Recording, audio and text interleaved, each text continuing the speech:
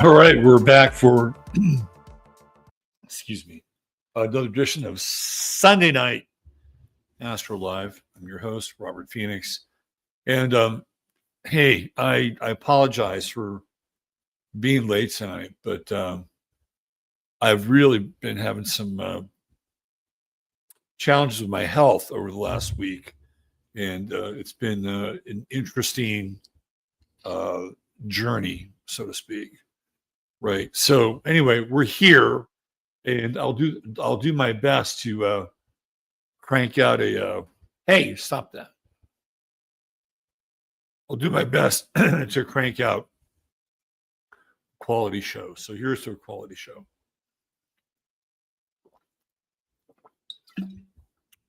And thank you again for your patience.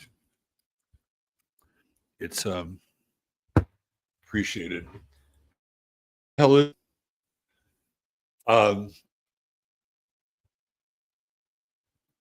We've gone from, I guess, subtropical hell with the storms to now we're in equatorial Africa with about 100-degree weather here for probably the remainder of the summer, right? So we go from one extreme to another. And if you guys listen to the Astro Weather, you know that, as I said, that when the sun goes into Leo, things are going to get hot. It's going to dry up, right? Everything astrologically is right now at this point related to the meteorology. Go back and look at Cancer and look at how wet it was during the month of Cancer. I mean, it was a deluge. And now we're in this very intense, hot, drying out period where I guess it's a lot better than being under 30 feet of water. I guess it's better than that. But it feels like it's going to be pretty hot here. Both, I would say, meteorologically and metaphorically. So we're going to get into the chart of the moment. We're going to see where the planets are, and I'll do a little riffage on that. But the majority of tonight's show, which I don't know how long it's going to last, but we'll go until I can't really talk anymore or have nothing to say. But the majority of tonight's show is going to center on a very controversial figure. And that figure is Nicholas J. Fuentes. And the reason why we're going to look at him tonight is because he became a hot topic over the last 48 hours. There were a lot of people who were waiting. Like, when is Candace Owens and Tucker Carlson going to get together? When are they going to join forces so that they can expose the darkness that is Israel, right? These two Tauruses, right? Bull-like. Nobody's going to knock them off their block. These two Tauruses who are committed to exposing what's going on with Israel and AIPAC and dual citizenry and all those things, right? So everybody's like, hey, man, we can't wait for this. Now, something happened on the way to the Tucker Candace meeting of the minds. Candace decided that she wanted to interview Nicholas J. Fuentes, who has a very big following amongst young men. We're talking Gen Z mostly. And I took my son's temperature on it. I said, you know who Nick Fuentes is?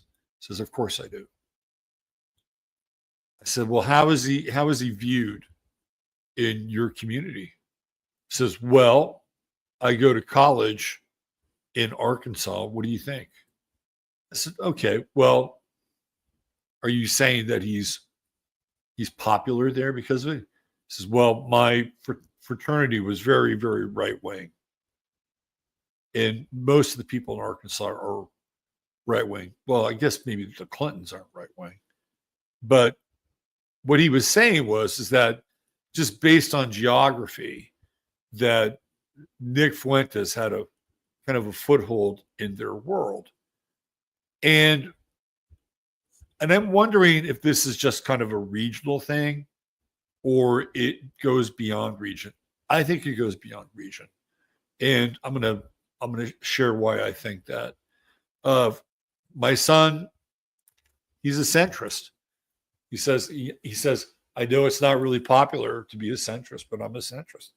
So just be whoever you want to be, right? Like, figure out your own path through life. You don't have to, jump on anybody else's bandwagon. So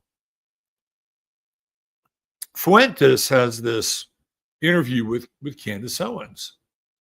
And I was kind of taken aback by the fact that she actually interviewed him. And this happened maybe 10 days ago, I think. Maybe 2 weeks ago. I'm not entirely sure, but somewhere in that time frame. And I started to watch. I'm like, whoa. Like, is Candace really going there? Is she really joining forces with public enemy number one? Like, if there is a hierarchy of hate in the ADL, the JDL, you name it, right? If there APAC, if there's a hierarchy of hate, Nick Fuentes is right there with Dan Bilzerian. I mean, they're kind of neck and neck.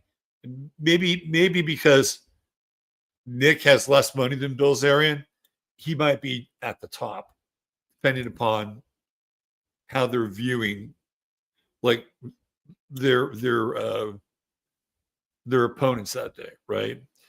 But Candace is on the list now. I guess Tucker's on the list, and I don't know if Dave Smith is on the list, but Candace is here, and Nick Fuentes is up here when it comes to like the ADL JDL hate. There's no competition. So it's like, wow, she's going to go there. Is she going to up her ADL JDL hate score? Does she want to pull above Tucker? I mean, she's probably like above Tucker anyway. But that was not the reason why she decided to do this interview with Nick Fuentes. It was a very odd interview. Really, really odd. And I'm not going to go through the whole thing, but it felt like a hit job. She really didn't talk about any of the issues. She got into a kind of a sideways conversation about Dave Smith and how Nick Fuentes feels about Dave Smith, which isn't all that flattering. And then it went off into some very strange tangent about Nick not being married. He's 26. And the inference here from Candace is that he is probably gay. That was the inference. Like, why aren't you married? Married life is so great. It's so great that I've pumped out 4 kids in 4 years, and I just love it, right? And so he said, that's just really not for me. I lead a very controversial life. I'm not sure somebody who's with me could be on that journey. I don't want to endanger kids. I mean, these are all, I think, reasonable. I don't want to use the word excuses. These are reasonable doubts about why he should not be married. And then she asked him about interracial marriage. She's trying to find these kind of gotcha kind of questions. And it felt very much like somebody who would be on the left setting up an interview for somebody that's on the right and trying to find these gotcha moments. Now, she knows that he knows that she's in an interracial marriage. And Nick is, for all intents and purposes, a white identitarian. He doesn't believe in interracial marriage. And so he put that out there, and that was like a plank that Candace could stand on and sort of go toe to toe with him because, hey, look at me. I'm in an interracial marriage. We're doing fine. I'm on the right side of the issues. I'm on the right side of history.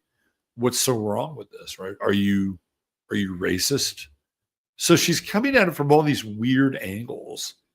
And I have to say, before the video got taken down, I was really disappointed.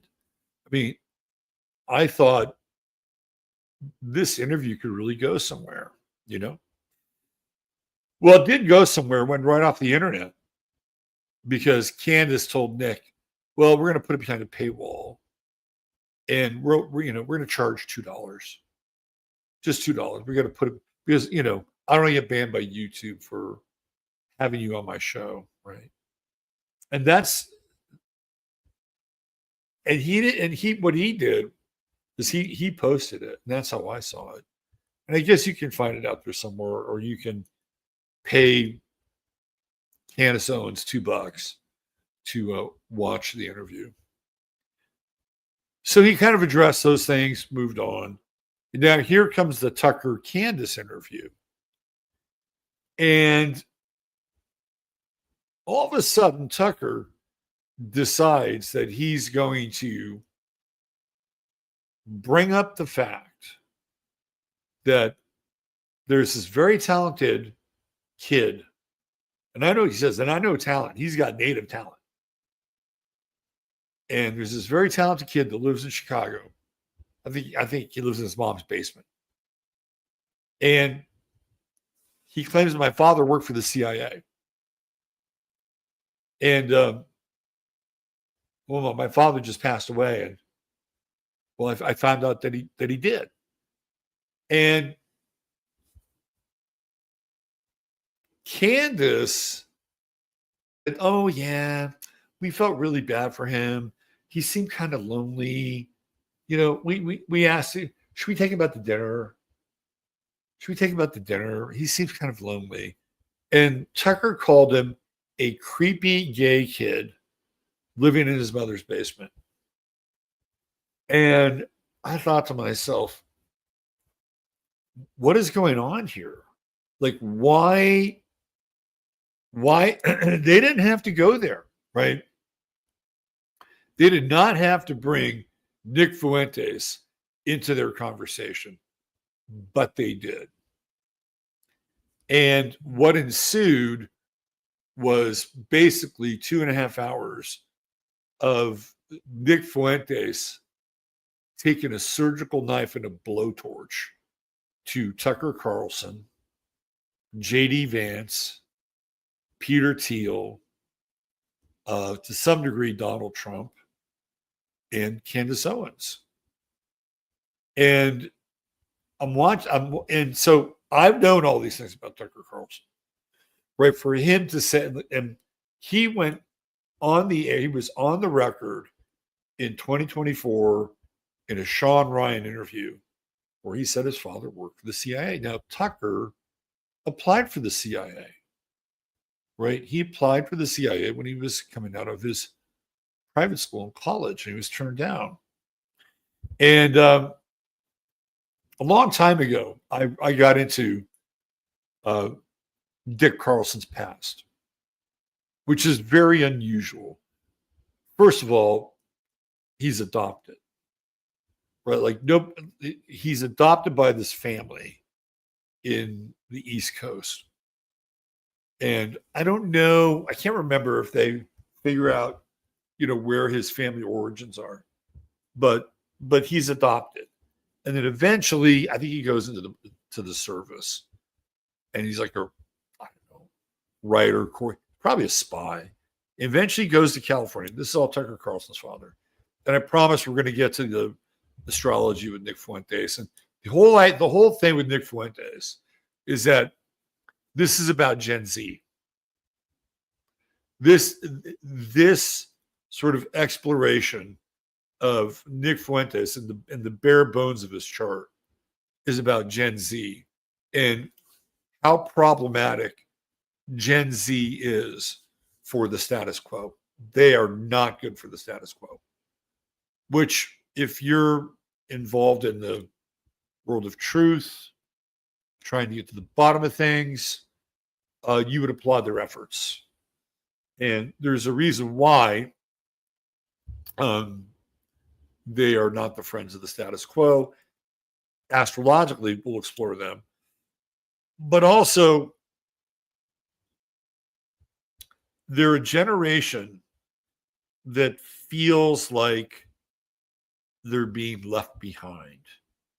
Just in terms of financial opportunities, housing. I have a conversation with my son. We talk about AI. We talk about robotics. We talk about where things are headed technologically. And these are real life issues. And he's got concerns, and clearly I have concerns as well. And not only that, but with the amount of migrants and workers that have come into this country, they're soaking up jobs that Americans could easily have.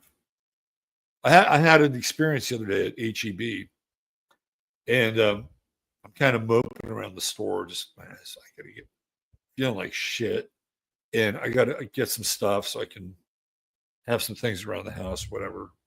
And HEB is fucking like Dark City. You ever see the movie Dark City? If you haven't seen it, I'm just going to give you a synopsis quick. It takes place in this world. You don't know where the world is. But when people sleep at night, everything gets moved around. Right? They all sleep at night, and then they wake up and they have different lives. Right? They're embodying different personas. And it's a brilliant movie. It's right up there with The Matrix. In fact, I think it might even be better than The Matrix. But HEB is like fucking Dark City. It's like, I was here last week and this shit was on this aisle. I know it was. Where'd it go? Where did it go? So here I am, kind of moping around, just trying to find, like, man, I just really need some beet juice. I just need some beet juice. And there's this guy. He's a stocky guy. He's a stalker guy. He's stocking, right? He's stocking the shelves. It's about, I don't know, 6:30 at night. And I go up to him. He's wearing a red HEB shirt. And I ask him about the juice. Like, hey, man, where'd you guys move the juice? And he's like profusely apologetic that he doesn't speak English. And I'm like, you gotta be fucking kidding me. Here you're like, okay, if you're gonna hire somebody to be on the floor and stocking the shelves, at least have them speak the fucking language, please. Now, if you're gonna hire him and he's not gonna speak the language, let him work at night. Like, there are people that come in at 10 o'clock at night and they stock overnight. That's a gig. You don't have to talk to anybody. Just stock the shelves and move on, right? But it's like, if you're going to have somebody who's there, I may sound provincial, but this is part of the problem. Right? This is a job that somebody in this town, this country, could be having right now. So it's not just AI. It's not just robotics. And look, the guy was probably a nice guy. You know, he seemed very, very embarrassed that he couldn't speak. I felt bad for him. You put him on the spot, right? You put him on the spot because now he can't speak anything. Well, at least to me. I guess it's incumbent upon me to, I'm starting to sound like Nick Fuentes. It's incumbent upon me to learn Spanish. I know a little bit of Spanish. Juegos, right? So these are concerns, right? These are concerns that Gen Z has. And it feels like through Fuentes that these feelings of angst and alienation and not being listened to and having their political allies let them down consistently is going to be problematic. We're going to get into that and the outer transits, right, that are activating Gen Z right now through Pluto. One other interesting little tidbit from that journey to HEB is that I have this T-shirt that is it's called the Rhodesian Hunting Party, and it's about killing communists. I was in a mood, right? And so I'm wearing this, and I pull into the express line, and there's this woman. She's pretty tall, like, you know, about 6 feet. I'm 6'3". Well, it feels like I'm shrinking, but I'm 6'3". She's 6 feet, roughly. Older, my age, right? And she looks at my shirt. She said, with a little bit of an accent. So you hunt communists? and I said, oh, the shirt. Yeah, it's a Rhodesian thing, you know. They were fighting the communists. I said, are you pro-communist? She said, no. I said, so where are you from? She said, Scandinavia. I said, oh, you know what communism's all about, don't you? She shook her head. I said, at first it sounds really good, doesn't it? And the next thing you know, you don't have anything, right? She says, yes. Are you one of those hunter types? Do you hunt them? I'm like, metaphorically speaking, yes, but I don't go, you know, if I, you know, I could hunt whatever, but I don't hunt down communists. Although it may not necessarily be a bad national pastime. Anyway, I asked her, so how long have you been in Texas? She says, since the 80s. I said, so better then or better now? She said, better then. So it was an interesting kind of semi-hallucinatory stroll through HEB, you know, guided by pain and just trying to find some things that will bring me some relief. And I encountered this weird kind of petri dish of one person who came from another country, who's working the stock shelves, who can't speak the language, whose job theoretically could have gone to somebody that actually works in this town, or at the very least, just do it at night. And then another person from another country, right? But a very different kind of application, very different kind of relationship, and obviously spoke the language. So it was fascinating. But I got to tell you, even the guy who I finally spoke to and thought he knew something about the story, he sent me down the wrong fucking aisle anyway. So it didn't matter whether he spoke Spanish or English. It was Dark City. I'm telling you, dark fucking city. Anyway, welcome to the show. That is the precursor. Why don't we do this? Let's take a look at where we are now astrologically. I'm sorry if you're going to hear me burp a few times here. I apologize for that.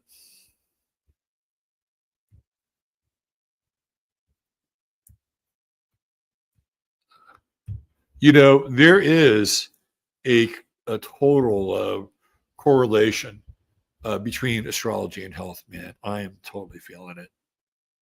Totally feeling it. The South Node Mars thing and my intestines, wow. And irritability, yay. It has not been fun. But it's been a great lesson in astrology, I can tell you that. You want me to break down some fucking medical astrology around South Node, conjuncting Mars and Virgo? I can do it. I'm getting a firsthand lesson right now. Okay. The other thing that we should talk about that everybody, well, not everybody, rephrase that. We need to talk about this Saturn Neptune conjunction, which for me is also wreaking havoc with my body. But let's do this.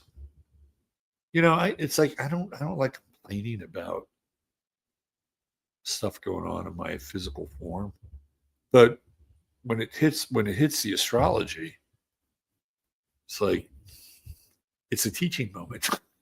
Right? All right, let's do this. Let's do a little share screen here, and we'll get into the old chart of the day. I don't want that one. Yeah, that's what we want. And again, thank you everybody for being here. I appreciate it. All right, let's see what this looks like. Well, they figured out their bug. They figured out their buggy wuggy.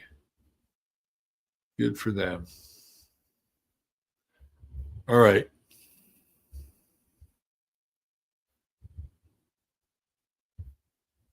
Okay, so how many people have had issues with other drivers? And those drivers kind of go nuts, right? It's like it's my way or the highway. How many people have averted accidents or seen accidents because people are absolutely convinced that they have the right of way, or for whatever reason, they have some kind of weird overdrive with their sensibility. Anybody out there seen that, experienced it? I know a couple of people have. It's your Mercury retrograde in Leo. And it's not pretty. Not pretty. It's like, oh yeah, you want that lane? Fuck you. This is my lane. Stay the fuck out of my lane. The other person's like, this motherfucker won't let me in the lane. I show him a lesson. Right? Like, and next thing you know, you've got, all these issues coming up. But Mercury retrograde in Leo is exacerbating them just a little bit. Right? Just a little bit. So we're still there, but now there's a major shift. And the shift is that Mercury is now technically behind the sun. You can see it here, right? There's the sun. There's Mercury. So this is what we call Promethean Mercury. That means that people are more willing to act first then think later. Now, what's interesting about this Promethean Mercury is that it really, I mean, you could do this, I suppose, with Aries or Sagittarius. But this really is Promethean Mercury, right? You're stealing, this is about stealing fire from the gods. This is the story of Prometheus, you know, the thief. And what is really fire of the gods? It's the light of knowledge. This is what Prometheus. This is what he does, right? It's what Prometheus does. He steals the light of knowledge, and he's punished for it. What he takes away, right, is illumination. That's what his goal is, right? Illumination. And he gets caught. It's like, you mere mortal, you're not ready for this. You are not ready for this. But guess what? He does. He steals it, and then theoretically it is disseminated. The whole idea is like, okay, fire, stealing fire from the gods. Okay, now we can create fire. Now we can create campfires. Now we can illuminate the dark. That's all a metaphor. Right? That's a metaphor. Prometheus is very much like a Luciferian character. But in a weird way, he's also like sacrificing himself for the rest of humanity. He's like, hey, those motherfuckers. You know what Prometheus is like? He's like Matt Damon in that movie where he goes to that breakaway civilization, that off-world breakaway civilization. What's the name of that movie? Or is it Arcadia or something like that? He's kind of like that. And he sees this sense that his fellow humans, right, are suffering. They're in this metaphorical darkness. And so he says, I'm going to help them. I'm going to steal fire from the gods. Again, the fire is a metaphor. The fire is a light of understanding and illumination. The gods don't like that, right? They're like, they're the elites. Only we can be the ones who can hold this flame. Only we can be the ones who are the illuminators. We'll be the ones that will choose who we will illuminate, right? So he says, no, I'm going to do that. So he gets caught. And then what happens? His liver gets pecked out every single day, right? That's his punishment. So his liver gets pecked out and it regrows, and it gets pecked out and regrows. And that's hellish. But guess who saves the day for Prometheus? It's Chiron. And Chiron was Prometheus's teacher. You know, he was his teacher. He taught all the heroes of the Iliad and the Odyssey. And Chiron couldn't handle it. He was distraught.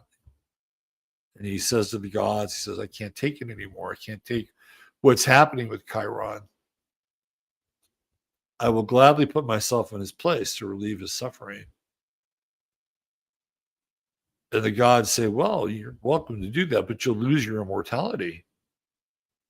And Prometheus says, I don't care. I'm sorry, Chiron says, I don't care. Let me do it. And so they change places. And Chiron experiences mortality, where he takes on the sins of man through one man, Prometheus. In a weird way, Chiron becomes a Christ-like figure, because he's willing to put himself on a metaphorical cross, right, for the sins of one man who represents many. And we're in a Promethean moment right now. I mean, literally, we're in a Promethean moment. We have the sun here. Leo. I mean, of all the fire signs, Leo is the most elite. Leo associated with kings and queens, royalty, Regulus for centuries, century upon century. Right? Leo is the most elite of the royal stars. And so when we talk about this Promethean act of stealing fire from the gods, I don't think there's a sign that is more apropos than Leo. I mean, I suppose one could make a case that Sagittarius could play that role because you have to ascend, right? You have to ascend to a higher level. You have to ascend to, I don't know, the halls of Mount Olympus or whatever and snatch the fire. I mean, you could make a case for Sagittarius. I suppose you can make a case for Aries as well. And maybe all three of them are part of this grand trine that we're looking at right now. But for me, Leo, it's the audacity. It's the audacity to take on the gods and say, this is mine. This is ours.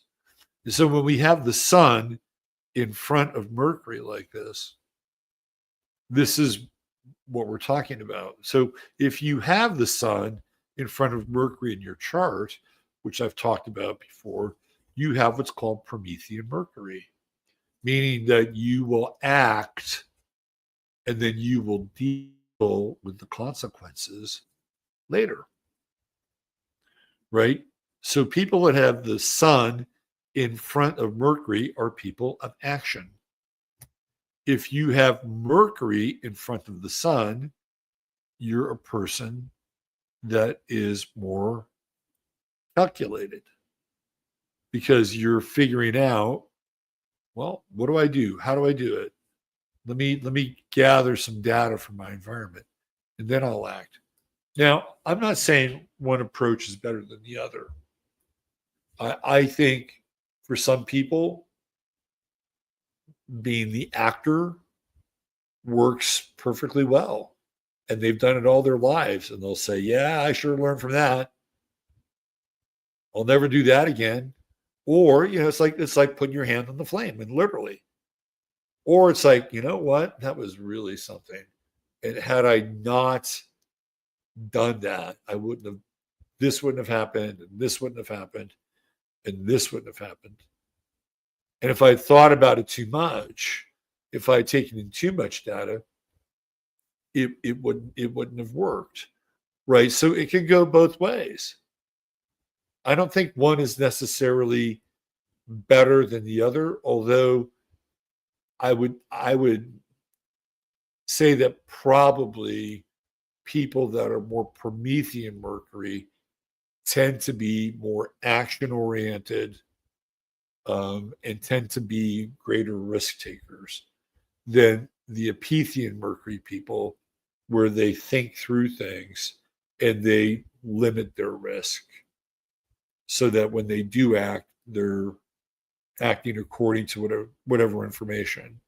But they can miss out on something, right? They can miss out on that vitality of just acting and not having to deal with the consequence. Now, what's interesting is that not all charts are the same in this way, because I'm just going to use my chart as an example. So the distance between my sun and my Mercury is like 17 degrees. Like my Mercury's way out there. So it's not like within a 3, 4, 5 degree orb, right? But you could theoretically make a case that because it's still in front of my sun, that I'd have to go through that process. But it's, it's quite far away. And might even be negligible at that point. It's not even in the same sign. And in fact, it's much more tied to the moon than it is to the sun.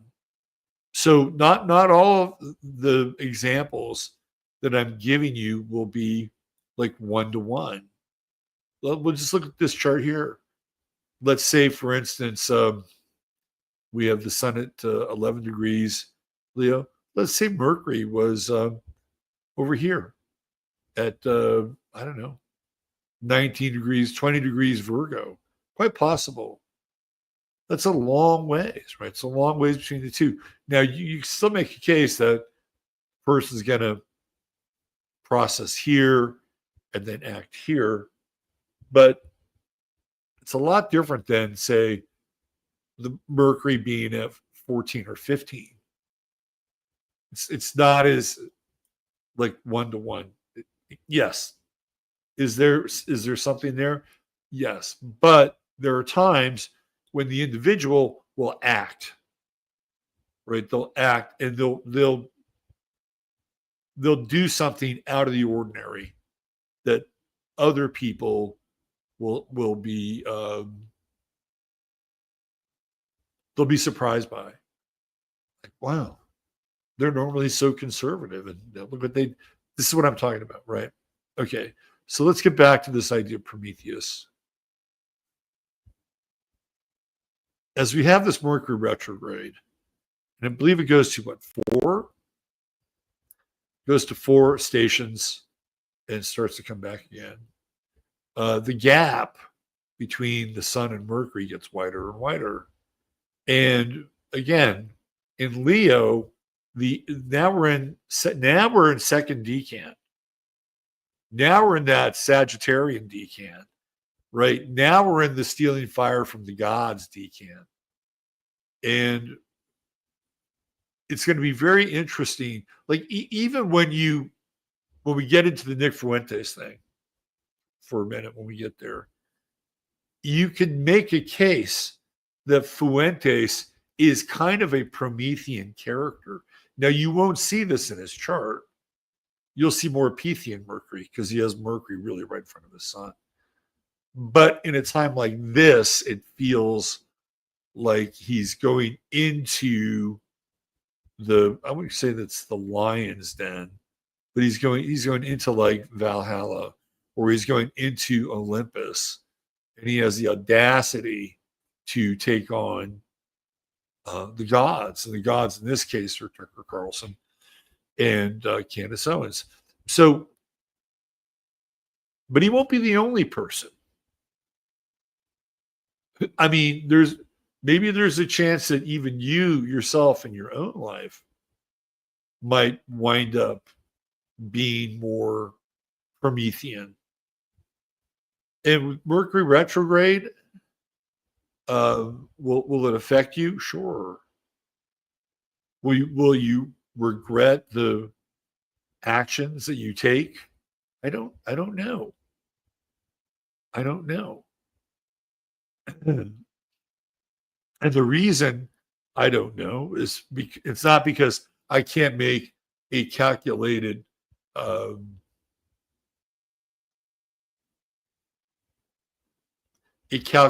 observation. I could. But what in this instance, what looks like either victory or defeat, depending upon what you throw yourself into, I don't think can be judged accordingly in the moment.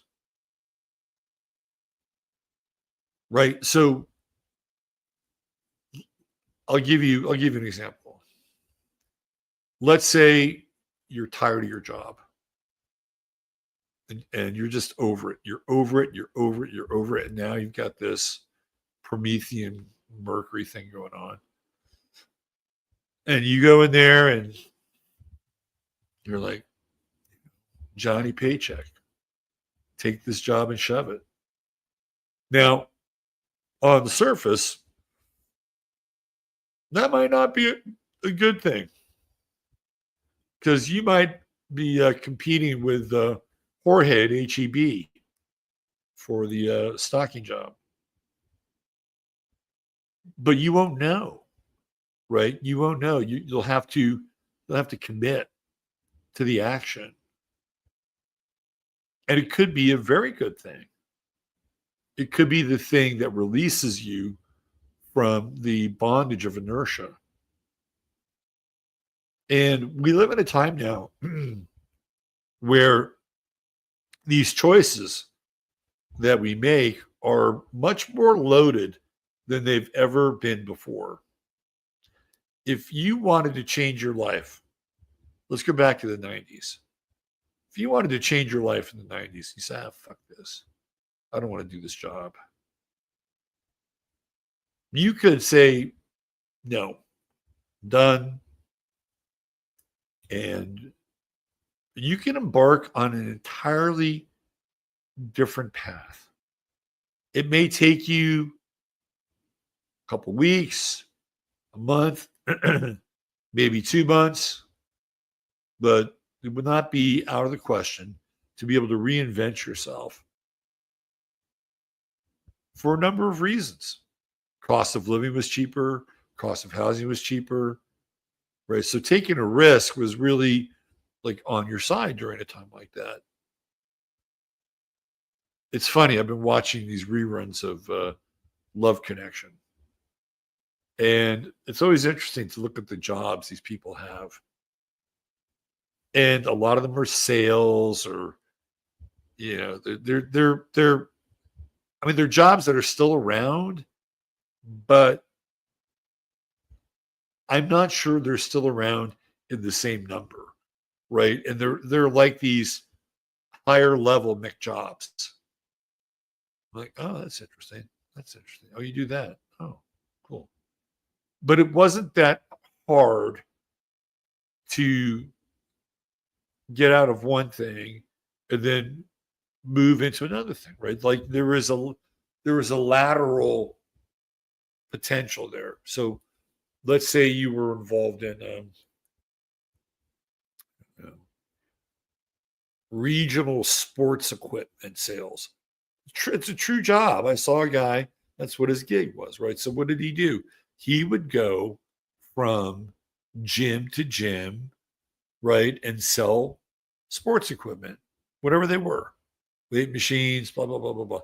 Well, let's say he got tired of that. So he got tired of, like, you know, talking about the latest band resistance or plates or whatever. He could do another sales related job. Like, sales is one of those skills where as long as you learn the product and you can talk about it and you can move it, doesn't really matter what it is, right? So let's say, you know, I'm really kind of over this. What I really, really want to get into is I want to get into pools.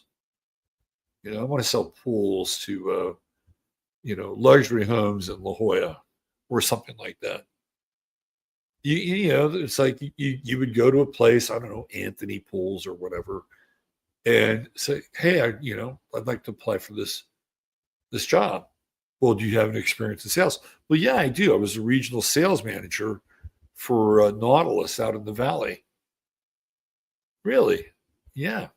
Well, what do you know about pools? Well, the gyms that I sold the equipment to had pools. I can tell you that right now.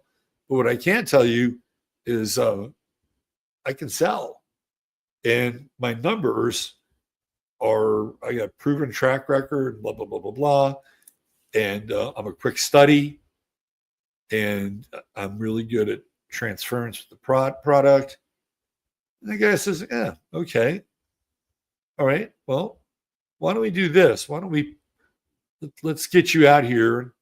We give you 90 days to see if you can get up to speed and go sell some pools.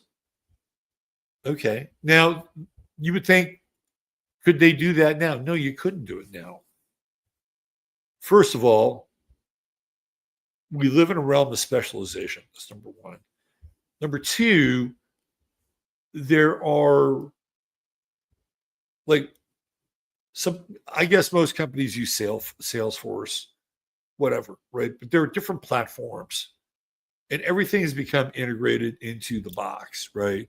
So not only do you have to have some sales acumen, but you got to be trained, right? You got to be trained in their system and all the shit that goes along with it, right? And back then there was some training and you had some, some computer programs, whatever, but it wasn't the same. And so the ability to be lateral and say, I'm over Nautilus weight machines, I want to sell pools. It's kind of, you can't really do that.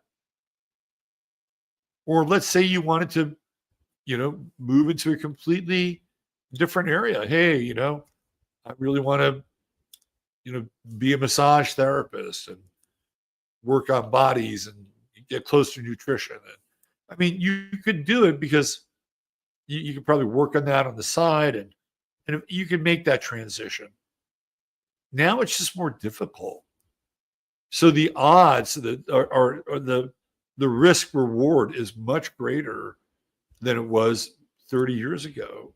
So when you go into this Promethean mode, right, which is what we're talking about, and if you're thinking about making a change, I'm not discouraging you.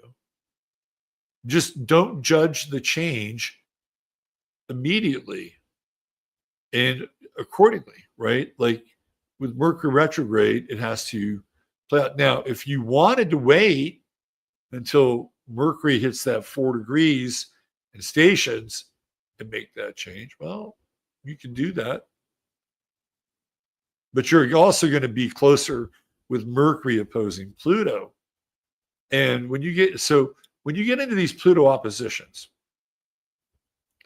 you're dealing with fear, right? It's like, I can do it. I can do it. I know I can do it.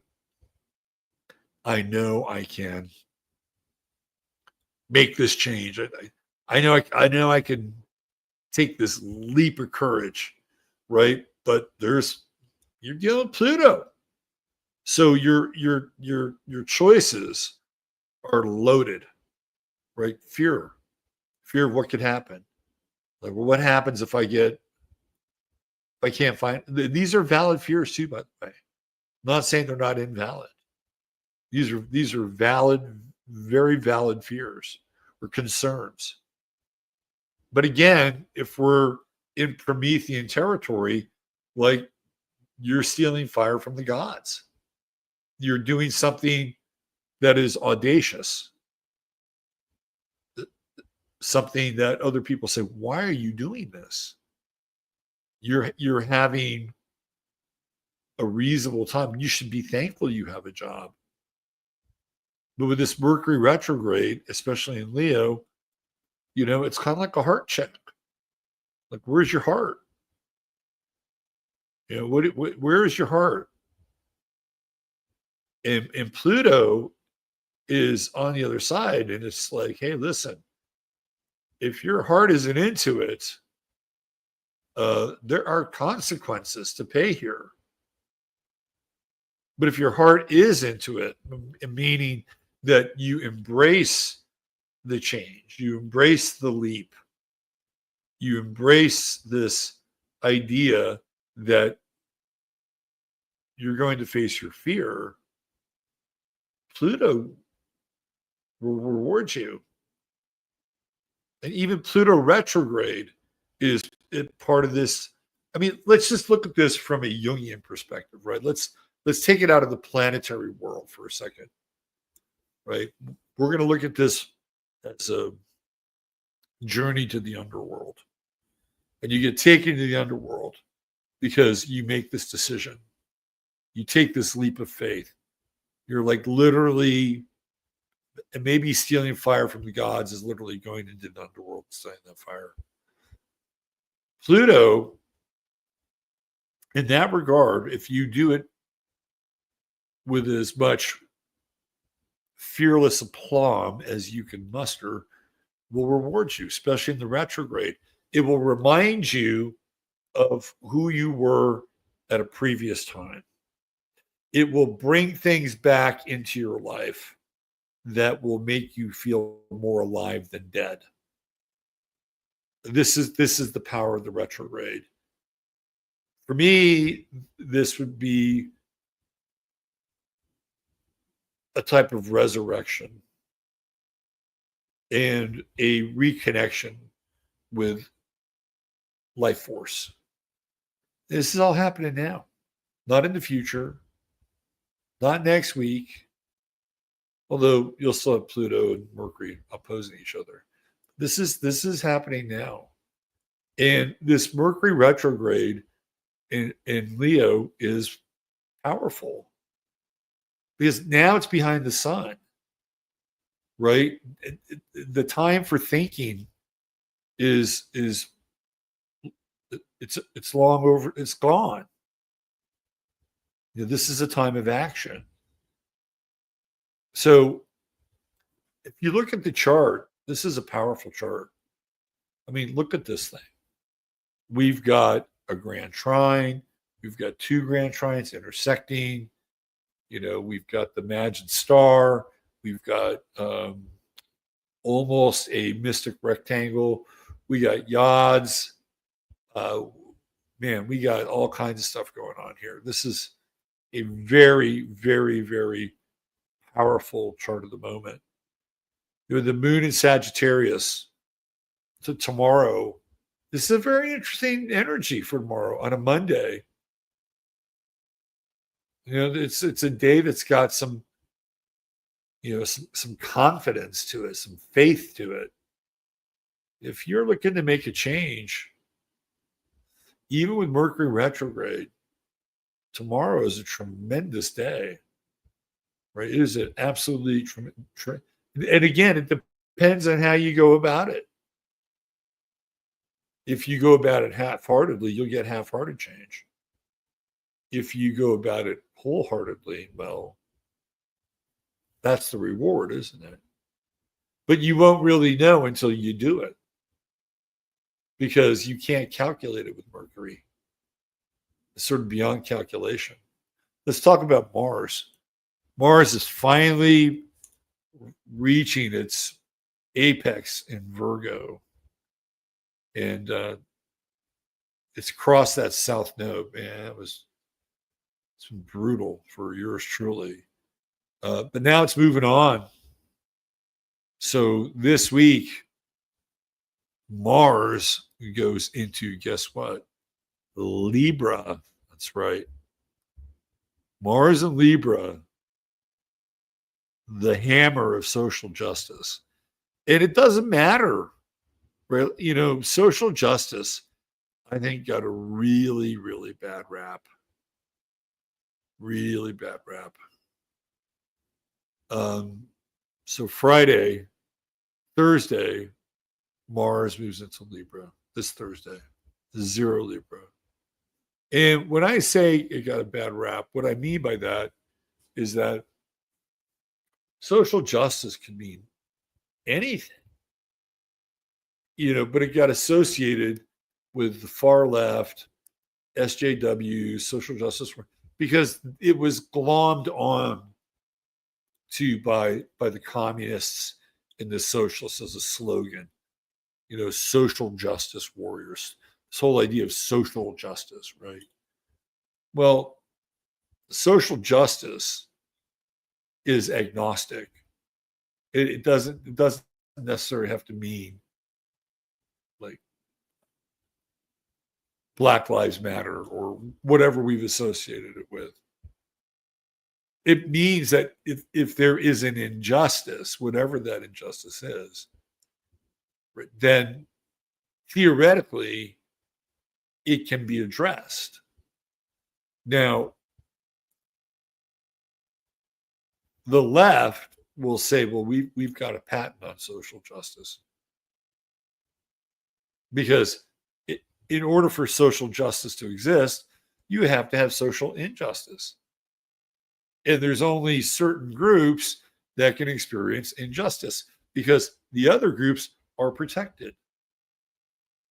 So therefore, they don't have the right to have social justice. Well, that's going to be interesting to see how this unfolds here as Mars moves into Libra. You know what's interesting about Mars and Libra?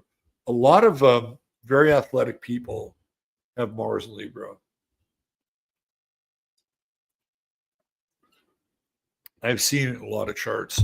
First thing Mars is going to do, it's going to oppose Saturn and it's going to oppose Neptune. See that right there?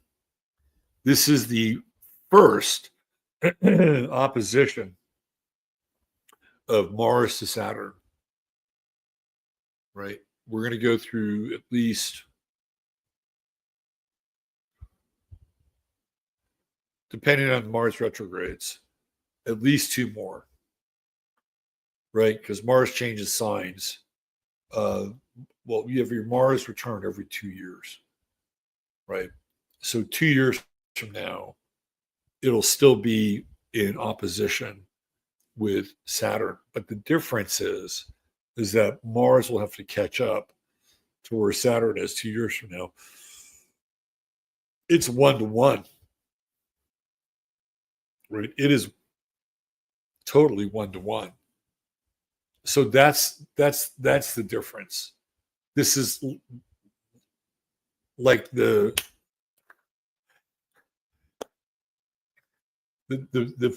image that comes to mind is like it's the breaking of the hymen. Seriously, like this is what this is like. There's something about this Mars opposition to Saturn that is. Do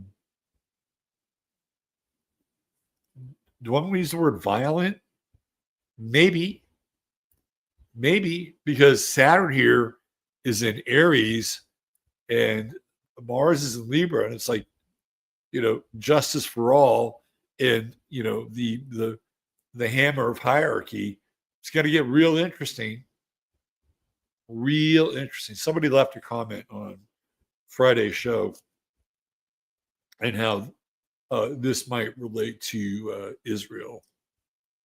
And Israel is a Libra rising country, right? So this Mars transit, and I remember the last time Mars was in Libra, and I was looking at Israel's chart. I'm like, man, that was 2 years ago.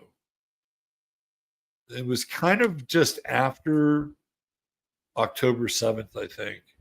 And I thought, I wonder if this is the Mars transit that kind of really nails what's going on with Israel. It didn't really quite happen because there was still all of this Sturm and Drang around what happened on October. But that's changed now. That has changed. And it's going to be very interesting. Mars. Here's what I think. People fucking had it. Just in general, like it's a very thin line. Libra is one of those signs where, hey, can we be cordial? Can we be civil? Can we talk this out? Not Mars and Libra. Mars and Libra isn't like that. Mars and Libra doesn't roll like that. Mars and Libra is not always cordial. It is not. It's not looking to establish good grace. What it's looking for is an aggressive approach to rebalancing the wrongs of the world. Whether it's right or wrong, this is the function of Mars and Libra. And so you get it over here and you oppose Saturn and you oppose Neptune. It's going to be real interesting energy, very, very zealot-like. And look, some people are, let's do like just a quick inventory.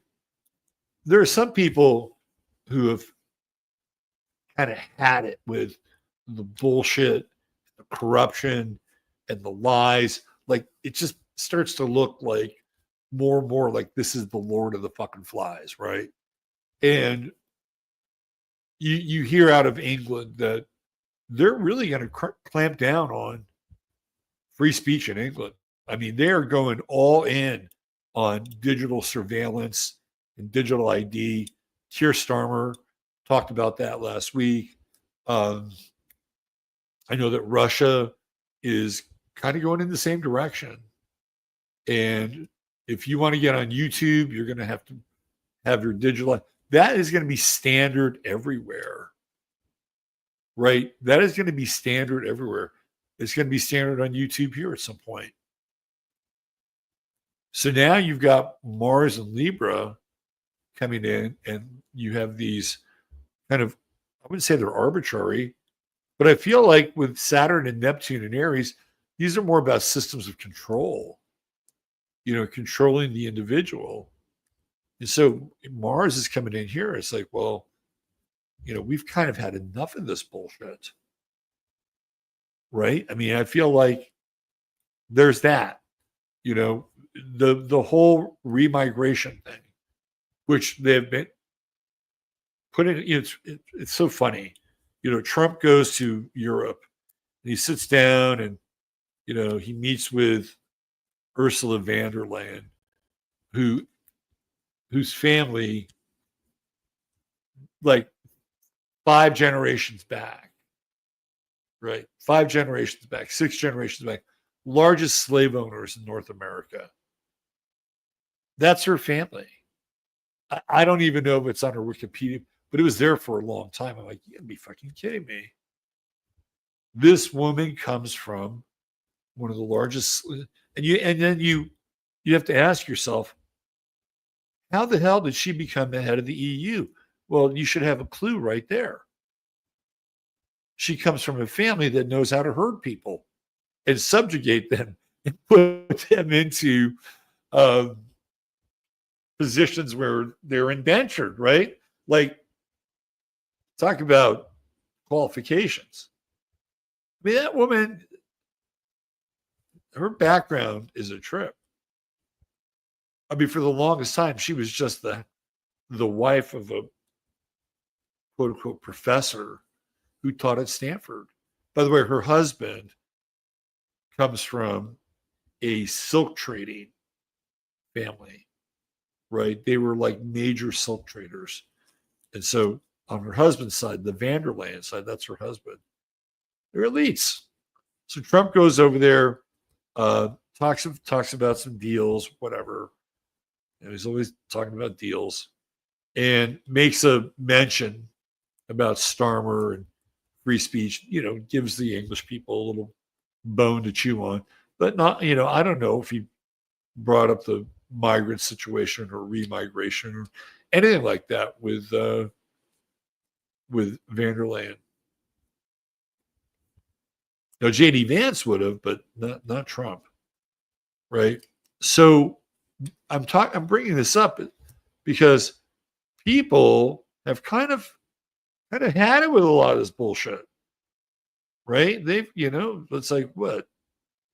You're bringing more people into this country, and you're at the same time you're going to tamp down on our rights to talk about it. And then on the other side, there are people who are kind of tired and over sort of going through the system and like deconstructing the system and finding all these things that are wrong about it. There are people who are kind of over that. Right. And it's like, oh, we have much bigger things to worry about. Whether it's Epstein or whatever. I said, well, okay, well, what are those bigger things? But I get where they're coming from. Like, it's like, I've had enough of feeling down. I've had enough of people complaining about injustice or this or that. It's like, grow a spine, toughen up, just get with the program. And if you get with the program, there's plenty to go. It reminds me of a scene from They Live. to be honest with you. You know, the movie They Live, there's a guy who, he's a kind of a character actor. His name is George something. And they meet him early in the movie, and they're at this derelict camp. It's like a homeless camp, but homeless in a way where they're going out and trying to find jobs and shit, right? Coming back. And he's there. He's at this homeless camp.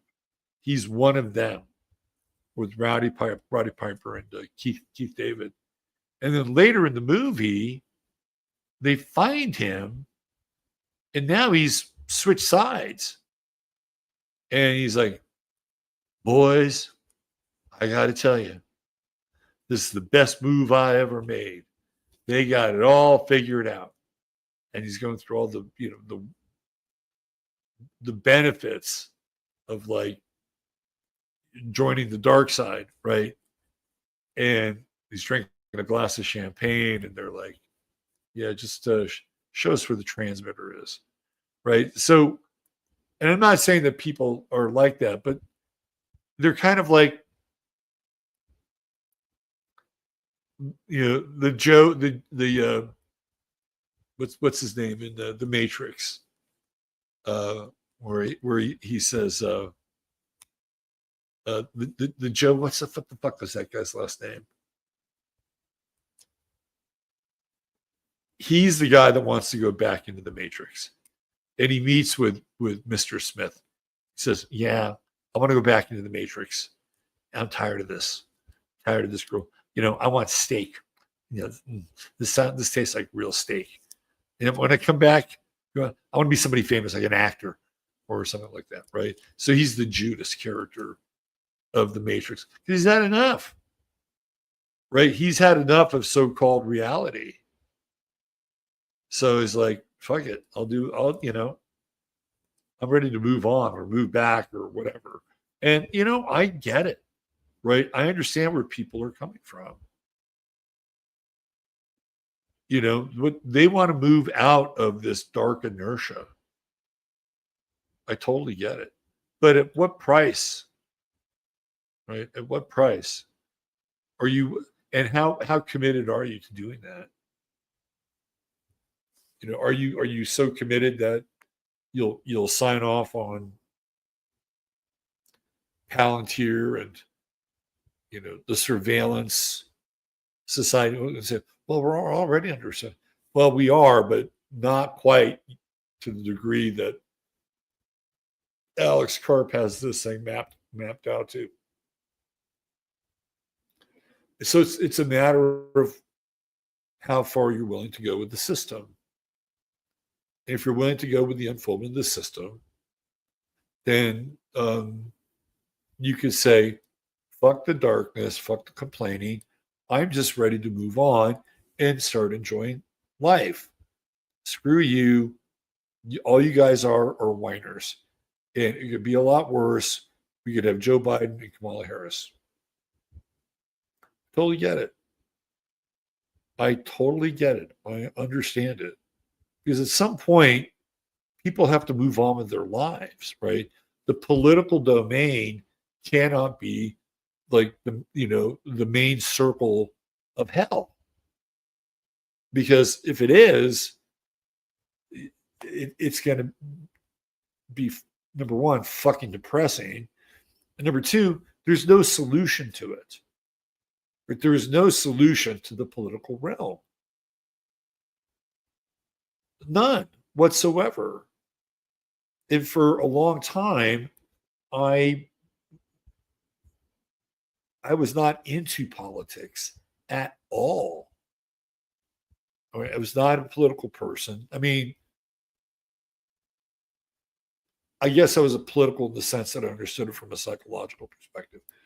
But I was not, like when Ross Perot was running for president, everybody was like pro Perot. I'm like, this motherfucker doesn't stand a chance. He does not stand a fucking chance. First of all, he looks like Howdy Doody's uncle. Second of all, he sounds like Howdy Doody's uncle.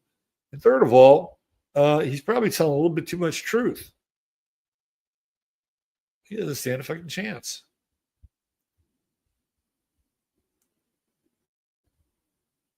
But what's happened is that the political world drew us in. And it drew us in through Pluto and Capricorn. Right? From 2009 all the way up really till this last year, we were cycling through the intensity of the political world. Right? We through Pluto, we were shown the kind of the dark underbelly of like, the term the deep state started to populate our lexicon. It's all Pluto and Capricorn stuff, the corruption stuff. I mean, it all started to come, and it all started with the mortgage crisis and, the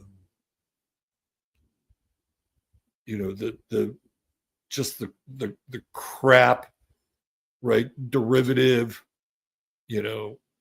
lending that was going on, the negatively amortized mortgages.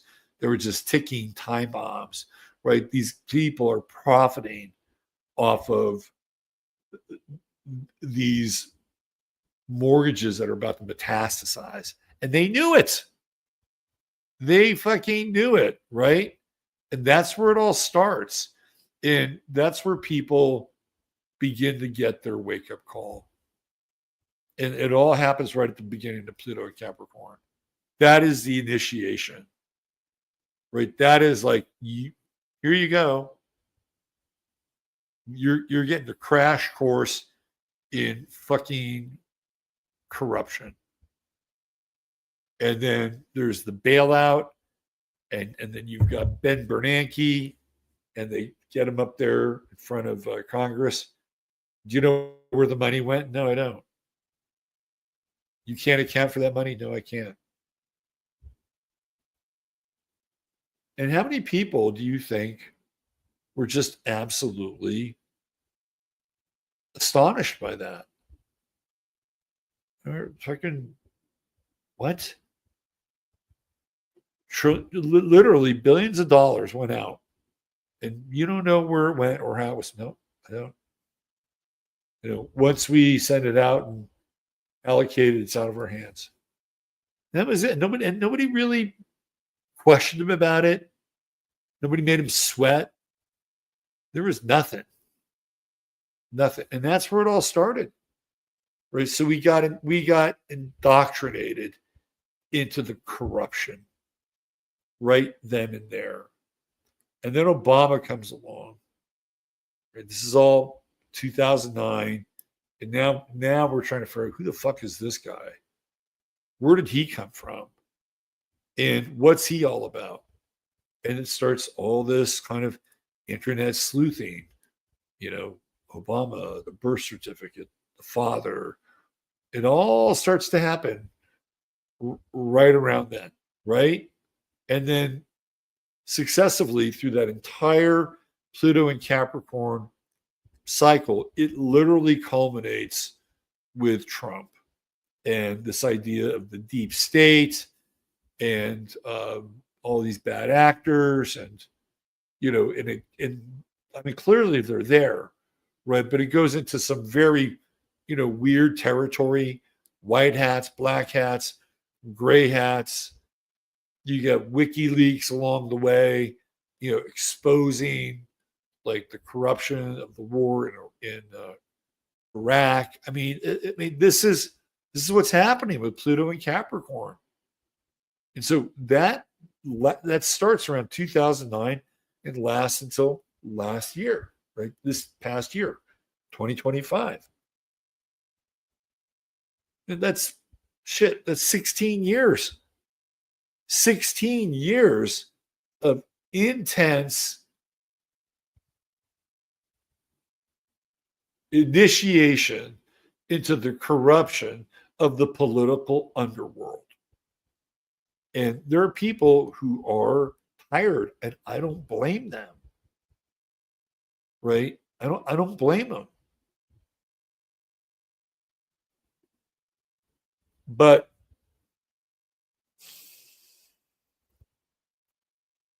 Once you go down the rabbit hole, you can't come up. And this is the dirty secret, right? Once you go down the rabbit hole and you know what's there, you can't go back up the rabbit hole. I've seen people that have tried to do that. Doesn't work out real well. Because they've seen too much already, right? They've just seen too much. And I'm not saying that every day has to be a dive into the rabbit hole, but once you start, you can't go back. I saw it happen to my father. It had a deleterious effect on him. Not good. So what I'm saying is that there are people that have had it. And they're expressing their dissatisfaction in two separate ways. As we move into Mars and Libra, we'll see it. We'll see some people, and it's already kind of started with the Epstein stuff, right? Like, just shut the fuck up. Trust the plan. We got much bigger fish to fry. Okay. Great. I'm not going to worry about it. I have other things to do. I have a life to live. I trust the president. He's got a great team. And I don't have to worry about that anymore. I'm going to go on with living my life. Look, that is a strategy. And you can employ that strategy. That's fine. And there are other people who will not do that. They're going to look at things through a certain lens. But again, the driver around all of this is that people are fed up. And I don't blame people that want to return to some state of normalcy with their lives. But I'm going to be straight up here. There is no new normal anymore. Every day is going to be a journey through anarchy, chaos, and the universe trying to break through this social malaise and inertia that we have set up. Every day, right? Every day, it may not hit you directly, but it will be around you, right? And because we have the internet, TV, and all these media sources, you're going to see it. Right? You are going to see it. Now you may see some things that'll be cool and like, yeah, man, I'm glad I saw that. And it'll validate your worldview. You may see some things where you're like, no, I'm not down with this. And it may invalidate your worldview. And so with Mars and Libra, trying to aggressively balance it, and it comes in with a bang. I'm telling you, this Thursday comes in with a big bang. And there are people who are clearly not real happy. Now, Mars is going to start to trine Pluto, and it's going to trine Uranus. So you can already see it getting into that grand trine right there. But it's not quite in Libra yet. It goes into Libra. It is radical. And again, radical for both sides, right? Now, what's interesting is the left is dead. At least in this country, it's dead. It's dead. It's a corpse. What you have now is a different dichotomy. And the dichotomy now is the what I would call the Trump MAGA right versus the non-Trump MAGA right. Do you understand what I'm saying? That is a dichotomy. It's not left and right anymore, right? Like, that is dead. It is so fucking dead. It's over. It's over. The left has no direction. They have no leadership, none whatsoever. So now it's gotten into this fragmented Trump hardcore MAGA right versus non-Trump, non-MAGA hardcore right. That's where the division is now. It's not right, left. It's these two areas that have been segmented out. And that's going to be part of this Mars, Neptune, Saturn opposition. And, will the Ghislaine Maxwell Epstein stuff be resolved? Probably.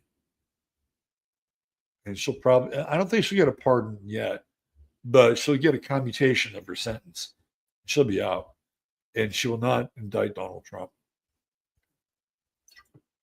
But I'm telling you, man, this Mars trine with Pluto and Uranus this week, and then the opposition with Neptune and Saturn, sparks are flying. Sparks. This is the first Mars ingress into Libra opposing Saturn and Neptune. Right? Next year or 2 years from now, it'll be at a very different. This is bang, right at the beginning. So the energy it's explosive. Now we will have this in conjunct with Chiron. This Mars will be at 0.27, about 3. And keep your eyes out for stories around vets, like Army, Navy, Air Force vets who are aggrieved. Keep your eyes out for that. And whether or not that's true, or the story or the narrative, just keep your eye out for it. When I say true, I'm talking like falsy flaggy stuff. The other thing that this is gonna be like the initiation, and we're gonna get into some of this with Fuentes, is this idea that so-called white people can fork off and have their own communities. So there's a guy named Arbol, I believe his name is Eric Arbol, and I first came into contact with him where he was debating this guy Uber Boyo, and Uber Boyo is a Nietzschean, and Eric Arbol is kind of a stoic, I believe, Catholic. And it was an entertaining debate. Of course, Uber Boyo is very, very smart, and he knows Nietzsche inside and out. That was my first experience with this Eric Arbol. Well, he's started this community in the Ozarks in Arkansas, and it is a white identitarian community, and they want to branch off into some more acreage in Missouri. And so here we have this Neptune Saturn conjunction in Aries, right? And when we think of Aries, what do we think of? We think of, the boogeyman, Aries, Aryan, whites, right? Like this is the language of Aries. And so we have this Mars in Libra coming in here and opposing that. And I have the feeling that this community is going to be under extreme scrutiny. And the Attorney General of Arkansas doesn't even want them there, right? Now, if they happen to be a Muslim community or a so-called all-black community, they wouldn't have a problem, right? But because there's this stigmata around World War II and, everything that relates to this whole kind of Aryan mythos, right? It's like, uh-oh, here come the Nazis. Here comes the Klan. We don't want them to gain a foothold, right? Like that's there's this weird mordant fear that is drummed up. And it's going to be very interesting because I think it's definitely going to be in the conversation here. And especially with this Mars Libra opposition, right? And it's like, I would be surprised if they get attacked legally, because it's becoming much more publicized. And the guy's like, "No, we got to figure it out. We talked to our lawyers. We're well within our First Amendment rights to do something like this." Well, that's great, but it didn't help David Koresh much, did it? Right.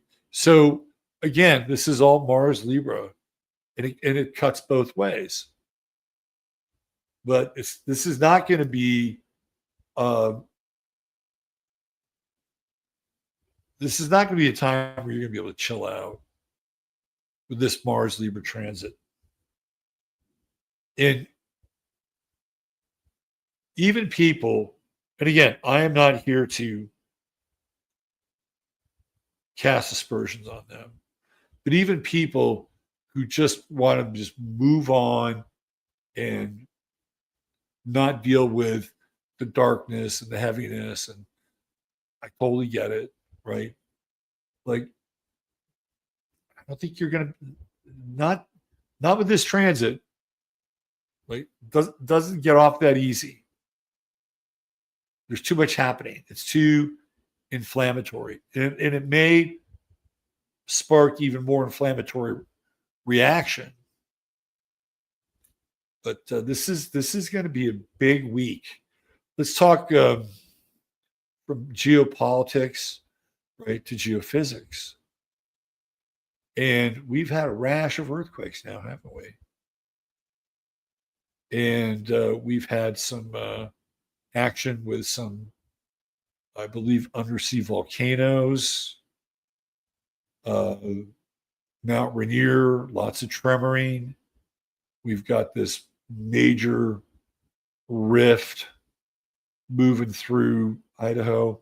And there's this song by Sammy Hagar that is starting to make the rounds. It's called "There's a Crack in the World."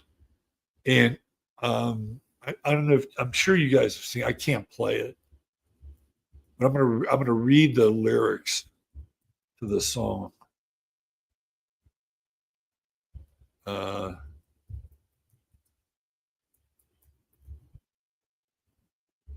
Let me see if I can find it.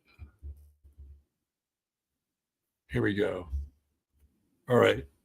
So this song was written in 1977, and I remember when it came out. I was a big Sammy guy. Still am. I love Sammy.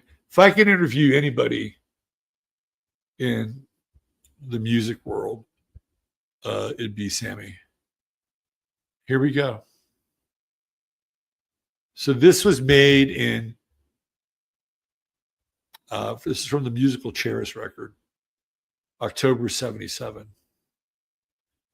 And I'm going to show you the lyrics. I found out what it is that's been driving me mad. There's no room to breathe between the good and the bad. Now, Sammy's a Libra. Sammy's an interesting character. There's no room to breathe between the good and the bad. A crush in between. There's a thin, thin line. But just round the corner, there's a change in design. I wish I could walk away and dig what the preachers say, but those words don't satisfy me no more. There's a crack in the world. There's a crack in the world. There's a crack. Here's where it gets really interesting. Just 50 more years, we're all going to know why, when, where, how, and who gets to go. So let's all have a good time before the great divide, because things will start separating come 2025. So look for the subtle clues. It won't make the front page news. That depends on which side that you choose. Now, this song has been going viral, right? And it's these lyrics right here. And when you look at, I wish I could play the song, but I didn't have copyright. Look it up, listen to it. It's on the internet. When you literally look at what's going on in Idaho, there's literally a crack running right through the landscape of Idaho. And it does feel like there is a crack in the world. It feels that way. And it's felt that way for a while. What did Sammy know? By the way, I think he was a UFO experiencer. Telling you, man, this is going to be, we're launching into a historic week here. And it's not all bad. It's not all bad. Venus, by the end of the week, starts to catch up a little bit with Jupiter, a little bit more compassion, floating around. It gets out of that square with Saturn, Neptune. Mars will still be squaring off here. But, the other thing, too, with Venus-Jupiter conjunctions is that Jupiter just brings more of something. So it's people wanting more security, more comfort. I get it. Nothing wrong with that. This chart's loaded. I'm telling you. This is a loaded chart of the moment. But hey, we start off on Monday with that moon in Sag, trining that sun in Leo, and trining that Saturn-Neptune conjunction. Good vibes. And by tomorrow, that moon will be, just slightly the orbit, that opposition with Uranus. So that, I think, can be helpful. All right. There you go. There's your chart of the moment. Let's move on to Mr. Nick Fuentes and his chart. Nicholas J. Fuentes. He probably thinks astrology is a crock of shit, but that's all right. All right. Now, we don't have an actual he is an experiencer. My bad. He is a Promethean Mercury guy. He does have Mercury retrograde in Leo too. Look at that. So I've got him as 12 noon. So he's a Leo. Very dramatic, right? He's got that true. I've seen this chart before. He's got that true note in Virgo. And I think it's the exactitude in going over these details ad nauseum, right? And then Sun Mercury sort of driving the whole thing in this, over dramatic presentation at times, right? But this true note in Virgo is really trying to get to something that's pure, right? Like there's a purity, especially when it's that close to Regulus. And then you got the South Node in Pisces, where he's come from. And like, there's a lot of weird stories about him. I don't. It's like, I don't know. He supposedly gave that guy Destiny like a blowjob or something. I don't know. I haven't seen it, right? And quite frankly, I don't really care. If Nick Fuentes wants to be gay, I don't really give a shit, right?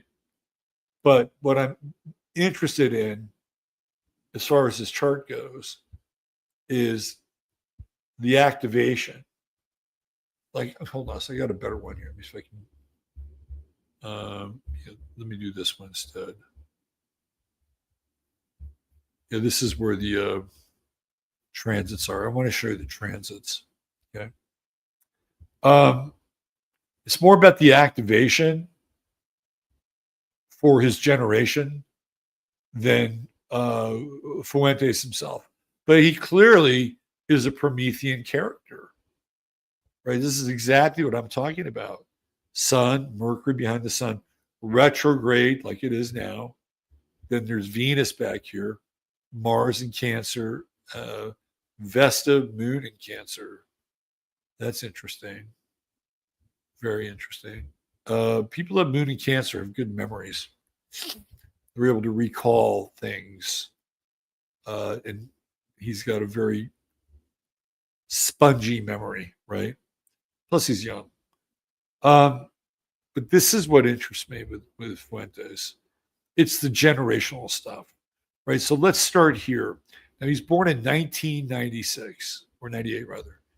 And so people who are born around this time have Neptune in Aquarius. Now remember, this is generational stuff, right? So Pluto is conjuncting his natal Neptune, just like it's conjuncting people that are born around this time in 1998, their natal Neptune. Now, if you're born in 96, 97, Uranus is much closer to Neptune. So Pluto has already been in conjunction with like this first wave. Like Uranus went into Aquarius in 96. Therefore, a 7-year run comes out 2003, right? So for people that were born in 96, 97, Pluto is already conjuncting their Uranus. Those people have Neptune in Capricorn, by the way. Most of them do. Some who were born like 97, I believe, have Neptune also in Aquarius. But let's take a look at Pluto, right? Pluto in Sag, and this is really where Gen Z, I think, is this is their, to coin a phrase from Ayn Rand, this is their fountainhead, right? This Pluto in Sagittarius, which is this kind of relentless, obsessive, dogged pursuit of the truth. And in some ways, very philosophical. Good friend of the show, Dr. Longo's got Pluto in Sagittarius conjuncting his sun. Like, when you see him, what do you see? You see somebody who's dedicated to truth, whether it's, what's going on in Florida or the Knights of the Golden Circle. Like, this is, he's a natural teacher, right? Sun conjunct Pluto. But he is very politically incorrect. Like, and this is not a judgment at all, but he doesn't give a fuck. Like, he doesn't really give a fuck. And this is a common theme with Gen Z. They don't have the same kinds of restraints that other generations have had. Look at the outer planets. I mean, my God, Neptune, Uranus, and Aquarius. Now, my kid's born in 2004, so he has Uranus and Pisces. They're a little bit different. They're not as radical in some ways, right? But those outer planets, right, that define who they are, they're strong. They're astringent. And Sagittarius has to have a commitment to the truth. So this is an entire generation that has a commitment to the truth. And they do not deal well with hypocrisy at all, right? They could sniff it out. And so now what we have here is we've got a Pluto activation going on, not just with Fuentes, but his entire generation.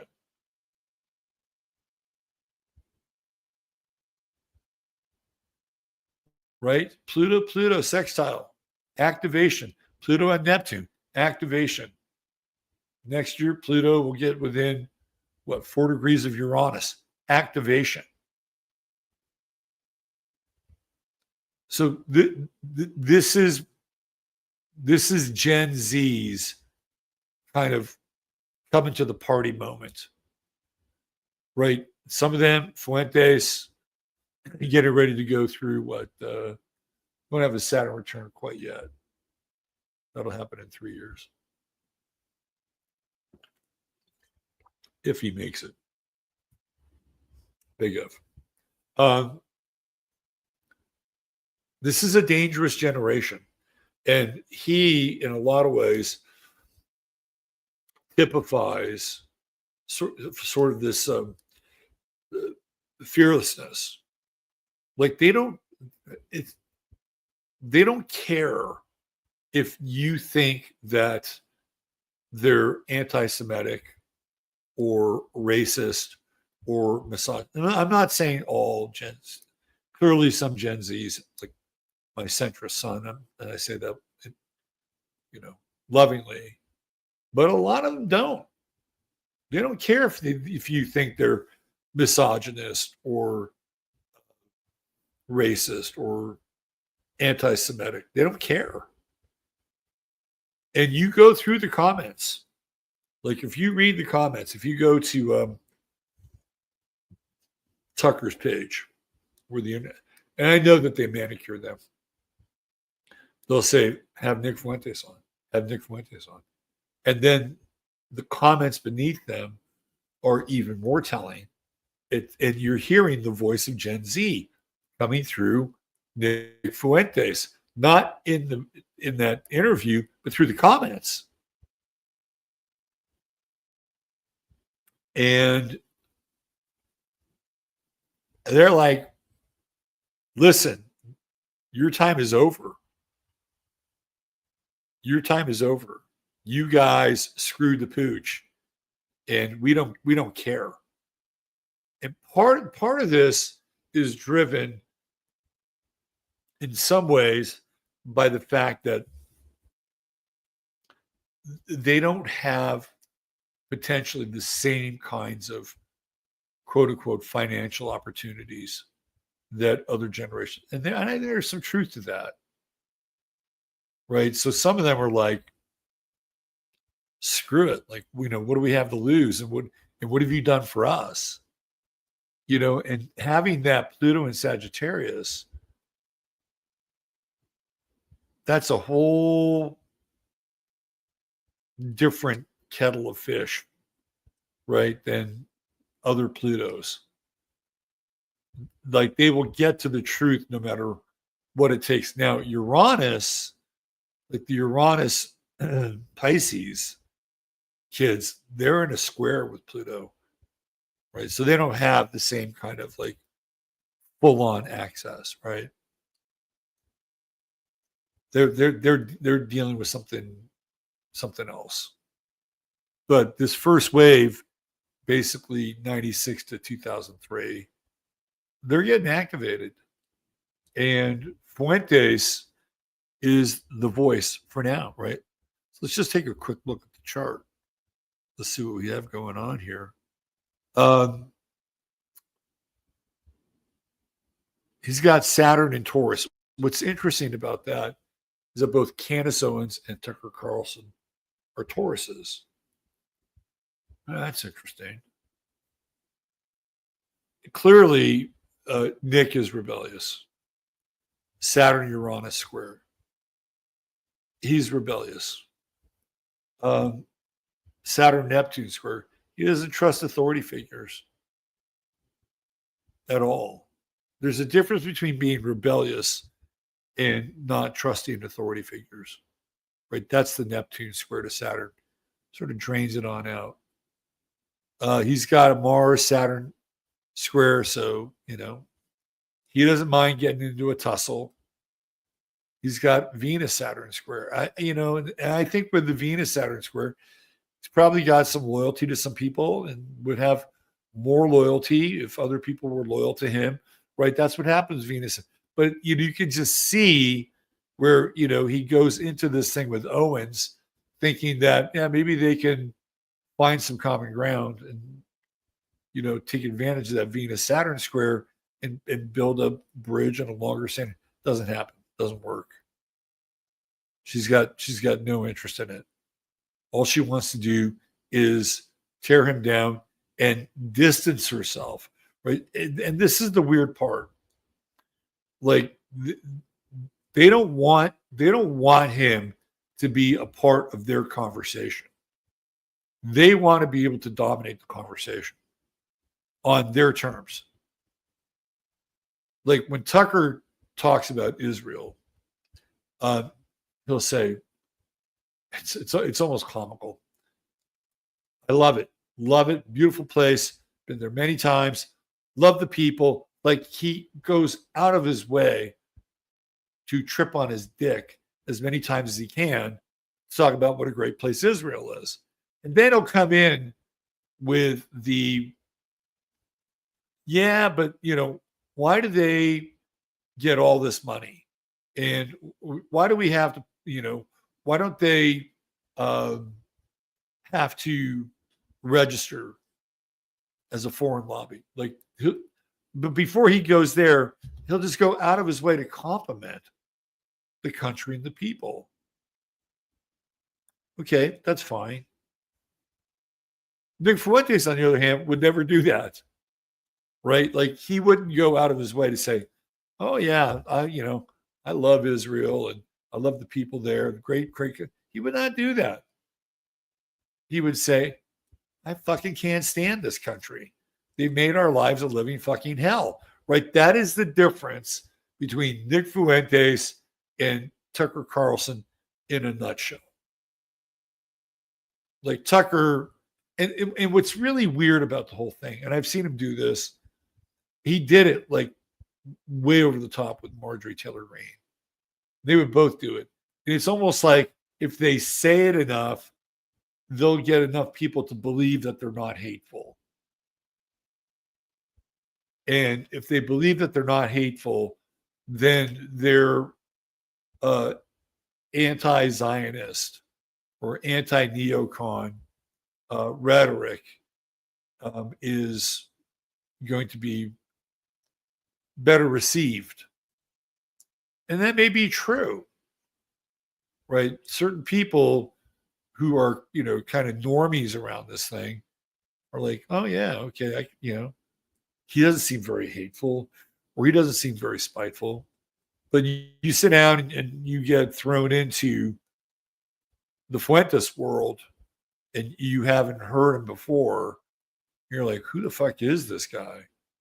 And they were comparing him to like David Duke, right? And there's a big difference between David Duke and Nick Fuentes. David Duke was like a scholar. I mean, he's like a professor. Nick Fuentes is not a scholar or professor, right? He is a byproduct of the media tools that he's had. This is the thing with Gen Z. They were the first generation to grow up with all of this stuff right at their disposal, right? My son was accessing the internet when he was 3-4 years old. Why? Because he would hang out with me and I would be on my computer. Now, I wouldn't let him drive the internet, right? But I would show him things. I'd show him YouTube and videos. So they grew up in it. The millennials don't grow up with the internet. They start showing up around 85, 86, 87. There's no internet. Computer games don't even really come on board until like the early mid 90s, where computing power gets cheaper. Right. So it's Gen Z. They're the first generation that literally has access to all these tools. Like I was doing garage band tracks with my kid when he was 4 or 5 years old, showing him how to do it, make loops and everything. So that's another thing that sets this generation apart. It's their ability to adapt to this online world. So, what does Fuentes do? 19 years old, he's going to Boston College. He starts to stream. And he's a hardcore conservative, winds up being a big Trump guy. There's a falling out there. That's the Saturn-Neptune square. Beware your idols with a Saturn-Neptune square, because they never measure up. Never. You see the humanity, and not always in the best way or in the best light, right? So he's got a grand trine going on here, kind of. He's got that Pluto-Jupiter trine, right? That's a biggie. Jupiter towards the end of Pisces, but trining Pluto nonetheless. And he's got a Mars-Jupiter trine too. So you would think Mars in Cancer is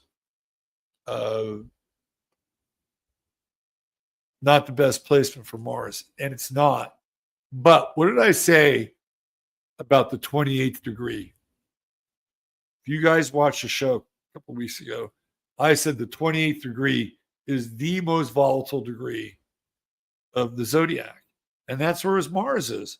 So, like when he's streaming and ranting, that's what you're getting, right? You're getting, the high static 28th degree version of Mars.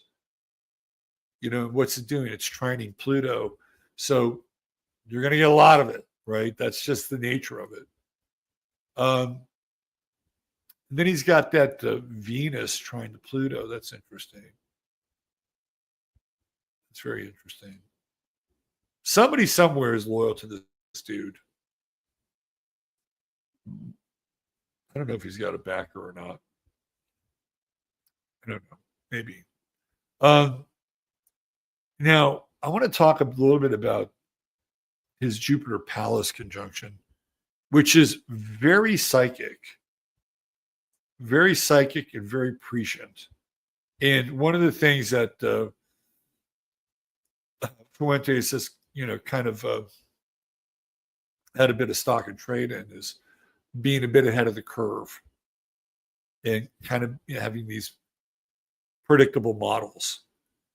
And I think some of it comes out through like the live stream and just being able to just talk about shit versus sitting down, writing about it, thinking about it. This is all free flow, right? That's free flow. And he's got that, was it Venus? Let's see, Uranus. Let me see this a little bit here. Hold on. Let's see. Semi-sextile with Jupiter and square Saturn. We got that. Where's the trine? Is there a trine with your sextile with Uranus? The semi-sextile with Jupiter. That's, that's pretty improvisational. That's being able to kind of wing it, if you know what I mean. Doesn't have a lot of Earth in his chart. It's got Saturn, true node. That's it. But got a lot of fire, a lot of air, a lot of water, not a lot of Earth. Let's see. Pluto is pretty powerful. He's got a Pluto trine to Jupiter, Pluto trine to Mars, and a Pluto trine to Venus. So he's intense, right? Pluto Mars trines, Pluto Jupiter trine, it's money. Pluto Venus trine, and then he's got that Pluto square to the sun. Interesting. I don't know how long Nick Fuentes is for this world. Pluto Sun Square.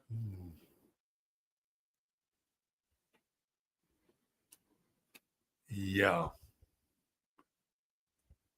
Well, what would be transit that would activate that? Well, it wouldn't be until Pluto opposes the sun. That's not for a ways. But that Pluto Sun Square that's not the best for making friends, right? It's you either see somebody's got a Pluto Sun square, you're either into them or they're not, right? And by the way, he's not. I don't know if he's a Scorpio rising or not. I just used this 12 o'clock birth time, but that's the nature of it, right? Pluto Sun square. You're either into that person or you're not. What's interesting is that he's got his Rumble channel, and I was surprised at the amount of women that were into what he said based on the Candace thing and the Tucker thing. And I feel like that's that Venus Pluto trine. And it was like all these women, if you look in the comments, they're like unsubscribing to Candace, subscribing to Nick Fuentes. Like, who would have really thought this? This is a very interesting development because Candace has owned like the female truth space like no other. She's dominated over the past year the female truth space, whether it's Brigitte Macron or the Blake Lively stuff, or taking on, Shmuley. Like Candace has been on a major role, and she's actually, I think, sacrificed some of that. And it's fascinating to go through those comments. I don't want to go through them now, but just go to Nick Fuentes' Rumble page and go through some of those comments. You'll see exactly what I'm talking about. There are women who are leaving comments like, I can't believe how disingenuous Candace was. See, this is the effect. And I'm not even talking about the effect of Nick Fuentes on women. That's not what I'm talking about. But it's the effect of truth, right? And there is this, you could say, well, they're a bot or whatever, because you never know. But there's this real sense that people want uncut truth. Like they're thirsty for it. Like they want more. They want people who speak in real terms. They want people who get to the heart of something and are truthful with their assessment or truthful with their intent. People are so incredibly hungry for that because I think we've been given a lot of like false truths or half truths. I think Trump's relationship with Epstein is a clear example.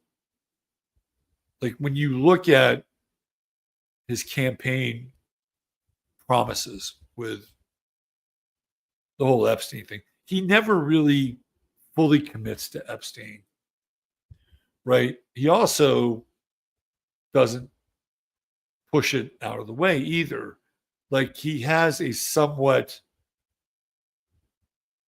tepid, but more than non-committal, slightly tepid, more than non-committal approach to Epstein. But you never get the sense that when I get into office, this is priority number one for me. I want to get to the bottom of this. You never really hear that. There's a kind of sort of thing going on there. And whether you agree with it or not, right? Whether you agree with the stance, which is we've got better things to do, more important things to do. He's a creep. There's a part of all of us that knows what the truth is. Like, we know what it is. And when we hear it, we resonate with it. And when we don't hear it, depending on where we are in our relationship to that truth, there's a number of different things that we can do. We can justify what the person is saying so that it reflects our own version of a truth that we want to be true. And if enough people share that same viewpoint and share that same quote unquote truth, it makes it more palatable and acceptable on a group level, but it doesn't make it more true. Do you understand what I'm saying? Just because there's an in group that believes the same thing and validates each other's version of the truth, it doesn't make it more true. And so you can see this happening, right? And it's almost like, well, we've got better things to talk about now. We've got bigger fish to fry, right? And it's because they're dealing with this idea that they know that the subject matter at hand and how it's being dealt with is untrue. They know it, but they can't admit it. See, that's the problem. They can't admit it. And this is where we get into, we've got bigger fish to fry. Let's move on. Let's go beat Russia in a war. Whatever it is, right? This is mice nuts. We've got all these illegals that we got to get out of this country. We've got an economy to turn around. Let's not mess around with it. And look, I get that. I totally get that. But there's a group of people that are like, well, hold on a second. This doesn't sound entirely true, right? The justification for this does not sound entirely true. And when that happens, it doesn't really go away, no matter how many people in the in group validate their version of what they think the truth is. So when somebody says, and you can go through those comments, I was, after hearing this, I just wanted more, right? Because whatever you think of the delivery, or the messenger and sort of the over dramatic presentation of it, there isn't anything that he doesn't say in that 2.5 hour takedown of Tucker Carlson and JD Vance and Candace Owens and Peter Thiel and Alex Karp that isn't true. Like, there isn't anything in there that isn't true. Like, he's got the receipts for it. It's not speculation. It's not hyperbole, right? He's talking about things that are not pretty and how basically these people have an agenda and they're phony. And this is a dangerous person. You may not like him. You may not like all of his moral stances or, how he feels about certain things. You may think he's a weirdo. This is a dangerous person. And I'll tell you how dangerous he is. Jason Whitlock, who is a pretty dogged debater and defender of quote unquote truth, right? He said something about Nick Fuentes. And Fuentes heard it, and he basically said, look, dude, I've been doing this a lot longer than you have. And the only reason you're able to get away with most of what you say is because you're black. And they allow you to do it. And Jason is one of these guys who does not shy away from the truth. And you know what he did? He left Nick Fuentes the fuck alone. Because Nick Fuentes is a guy that, again, I'm not here as a member of the, I'm just telling you how he operates. And this is part of Gen Z. This is the blessing and the curse of Gen Z. Tucker Carlson should have Nick Fuentes on his show. He never will. Because he will ruin Tucker Carlson's career. I guarantee you that right now. He'll ruin it. And I think Tucker has done some good work. He's kind of rebranded himself, right? He's more like the common man, even though he's worth millions and millions and millions of dollars. But he's done a pretty good job of it. I like a lot of his interviews. I guess Nick is even friends with Daryl Cooper, right? So it's not like there isn't these sort of Pisces Vesica overlaps with Tucker's world. Some of those interviews are very interesting.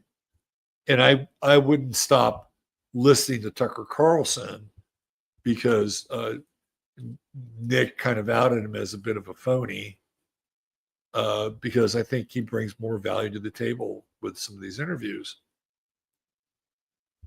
But I probably will stop listening to Candace Owens because what she did was bullshit. It was bullshit. It was petty fucking bullshit. And I thought Candace had more. I just thought she had. I thought she had. I don't want to use the word class, but it was like conniving. It was cunning. It was like, no, I didn't want to see that. I just did not want to see that. So Gen Z is a dangerous generation for all the reasons I've just stated. And the main reason that they are dangerous is because they have no problem calling out the elephant in the room, the third rail. And you can see now, like there was somebody just got hired on TikTok. Let me see if I can show this to you.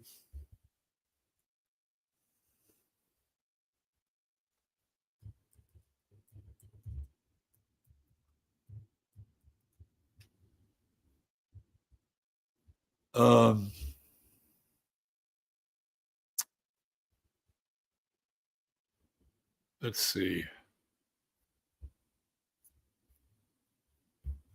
Hold on, let me rephrase this.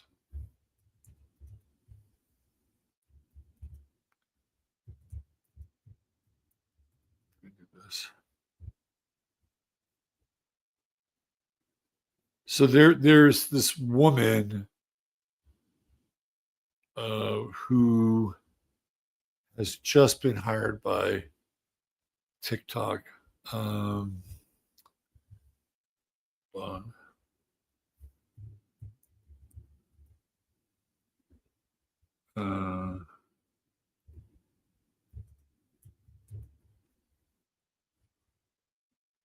Right here. Okay.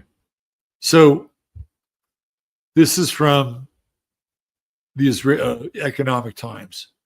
This is why Gen Z, who use TikTok probably more than any other generation, they wanted to shut TikTok down because TikTok was very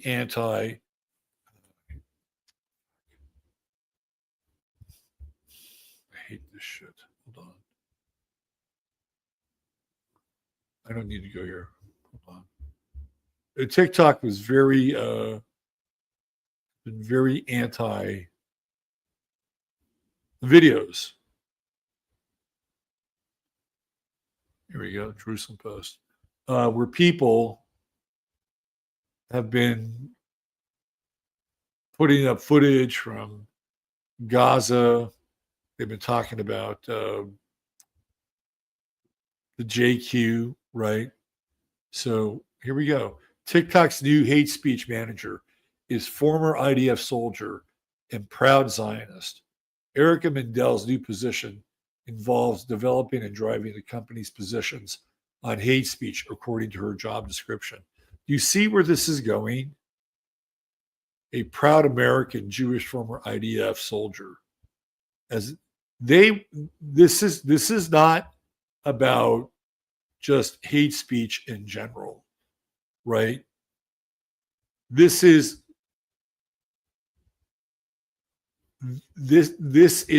a result of Gen Z. I'm a proud American Jew, she concluded. This is them policing Gen Z online. And this is where it starts, right?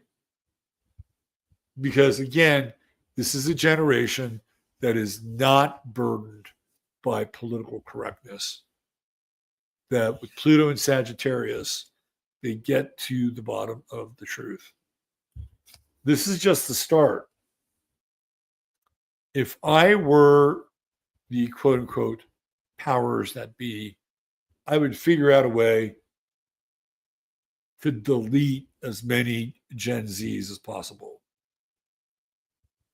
Whether that's through a war or through some kind of, I don't know, vaccination program.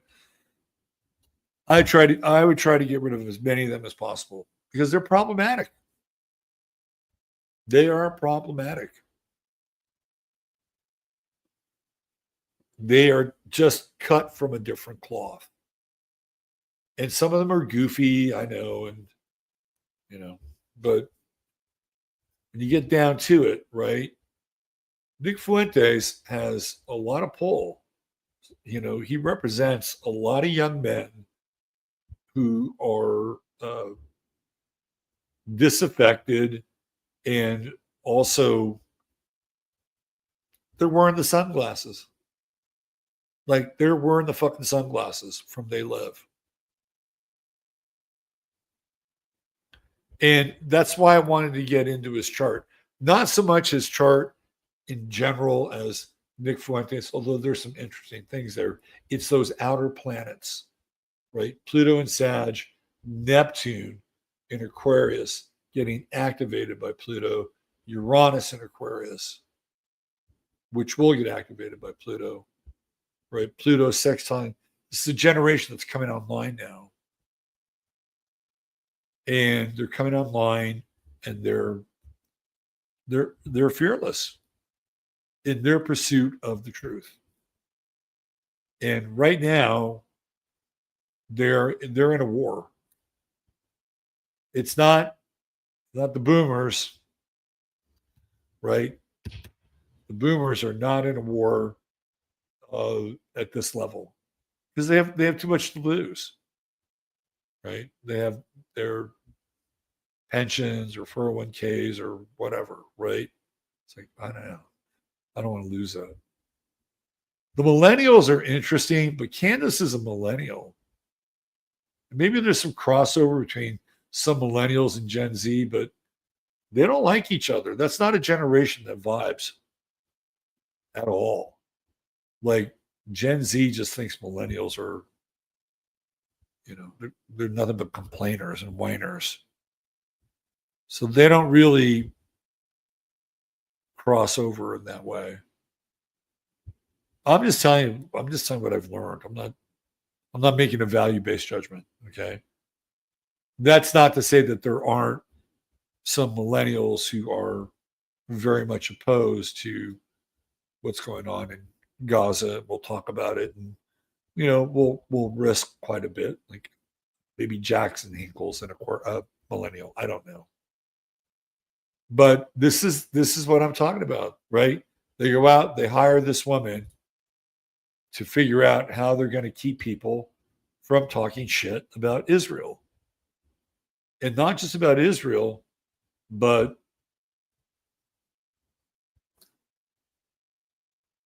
APAC, right? The so-called, Jewish control and power lobby in the United States. And you can get even more extreme than that if you want to.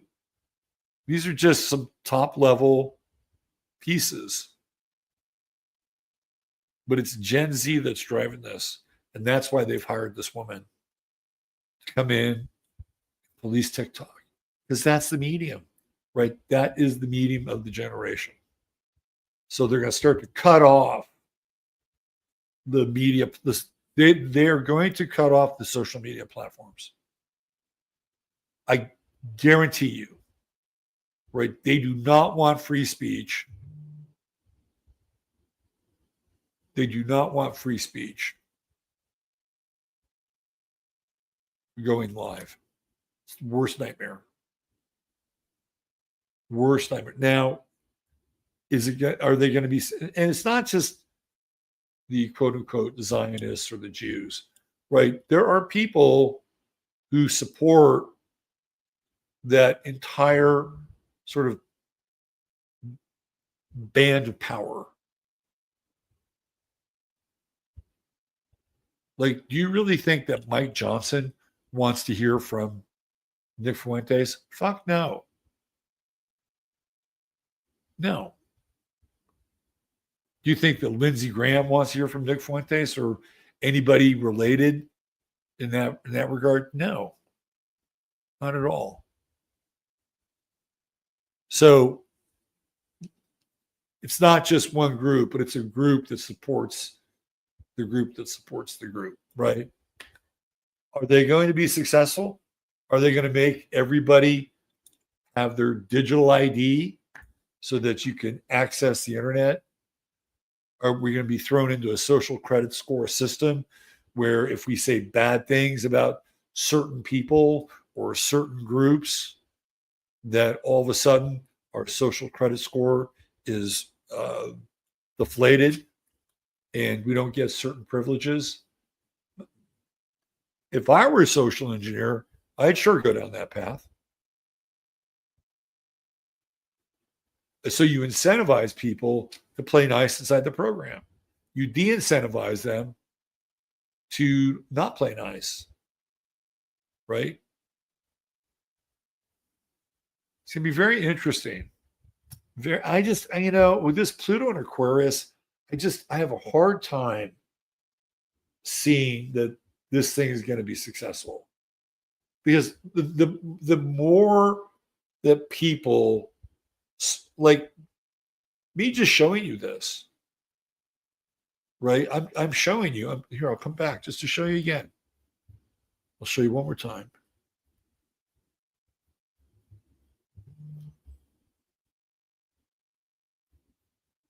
Hold on.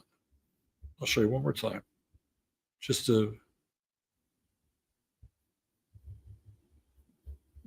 by me showing you this. It gives you an idea as to what's going on. And it's not like, oh, okay, we're going to hire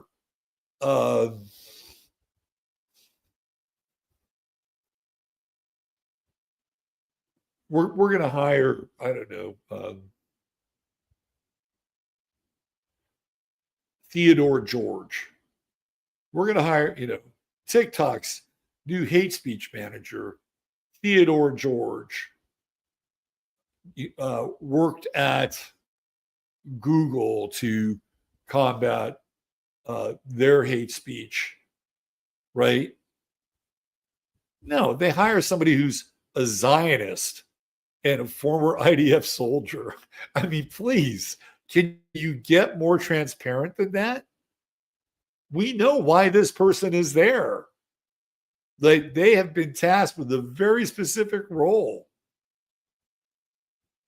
And Trump is like, talking to the Chinese, hey, listen, if you want to keep TikTok alive and happen in America, you got to hire this person. Like, yes, boss. Yes, boss. No problem, boss. So I'm not sure it's going to be completely successful. I think there's just,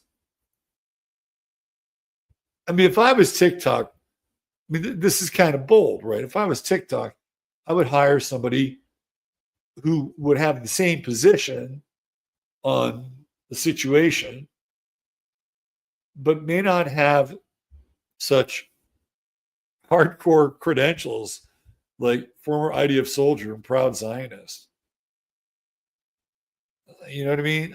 It's like they may have the same dog in the fight, but I'm not sure I would hire somebody who's got like a flashing neon sign. And it's like, oh, okay, we see where this is going. This is what I'm talking about. So this is a byproduct of a dangerous generation. And I just wanted to kind of bring it up here because you're not gonna hear a lot of other astrologers talk about it in these terms with the outer planets and this Pluto and Sag and getting activated. And you can just see it, right? It's Pluto and Aquarius coming right in, bang, bang, bang. And it's not just one person; it's an entire generation. Good luck. Good luck silencing an entire generation because they don't really play by the same rules. They think that they can go about hiring somebody and, messing with the algorithm or sending threatening letters or whatever. This generation will create their own tools. It's like whack-a-mole. You'll hit one, another one will pop up. You hit one, another one will pop up. Right? Just the way it is. Okay. I think that's about it. 10:50. So we started at about 8:20. So good 2.5 hours. Not bad for somebody who was slouching on the way to the couch here today. All right. We'll be back Tuesday with the astro weather. And we're doing the astro weather Tuesday, Wednesday, Thursday. You get a little astro weather on Sunday nights, right? We talked about tomorrow, the week ahead. And then this Friday, we will have Crypto K, our good friend Crypto K, will be coming on doing his number magic with Stanley Kubrick and a lot of the people who have passed recently. And then next Friday, on the Friday Forecast, we'll have the return of William Ramsey. So everybody likes it when William and I get together. So we got you covered here. Listen, if you like the show, please hit like. Because we get about 3,000 views and maybe about 250 likes. Let's see if we can get the likes up to 1,000. Let's get it. If you watched this show tonight and you liked it, just hit that like button. Let's see if we can hit 1,000. That would be incredible if we can do that. If you like the show, you can also buy me a cup of coffee. That link is in there. That helps, of course, because I don't have anything behind a paywall unless I do something on locals for my locals people. So everything I give is without the paywall. So if you feel like you want to contribute, and many of you have already, and I thank you for that, you can do that. And of course, subscribe. And don't forget True Hemp Science. Our good friend Chris over at True. This is this is the sweet spot for him on a Sunday night. TrimScience.com, your one-stop shop for all things CBD. And it's good stuff. So all you got to do, go there, spend $100 more, type in 15MINS, and you will get, guess what? A goodie bag. Goodie bag with your order. And you will dig the goodie bag. That's it. All right. Take care of yourselves. Treat each other well. God bless you all. Love you all. Robert Phoenix signing off for now.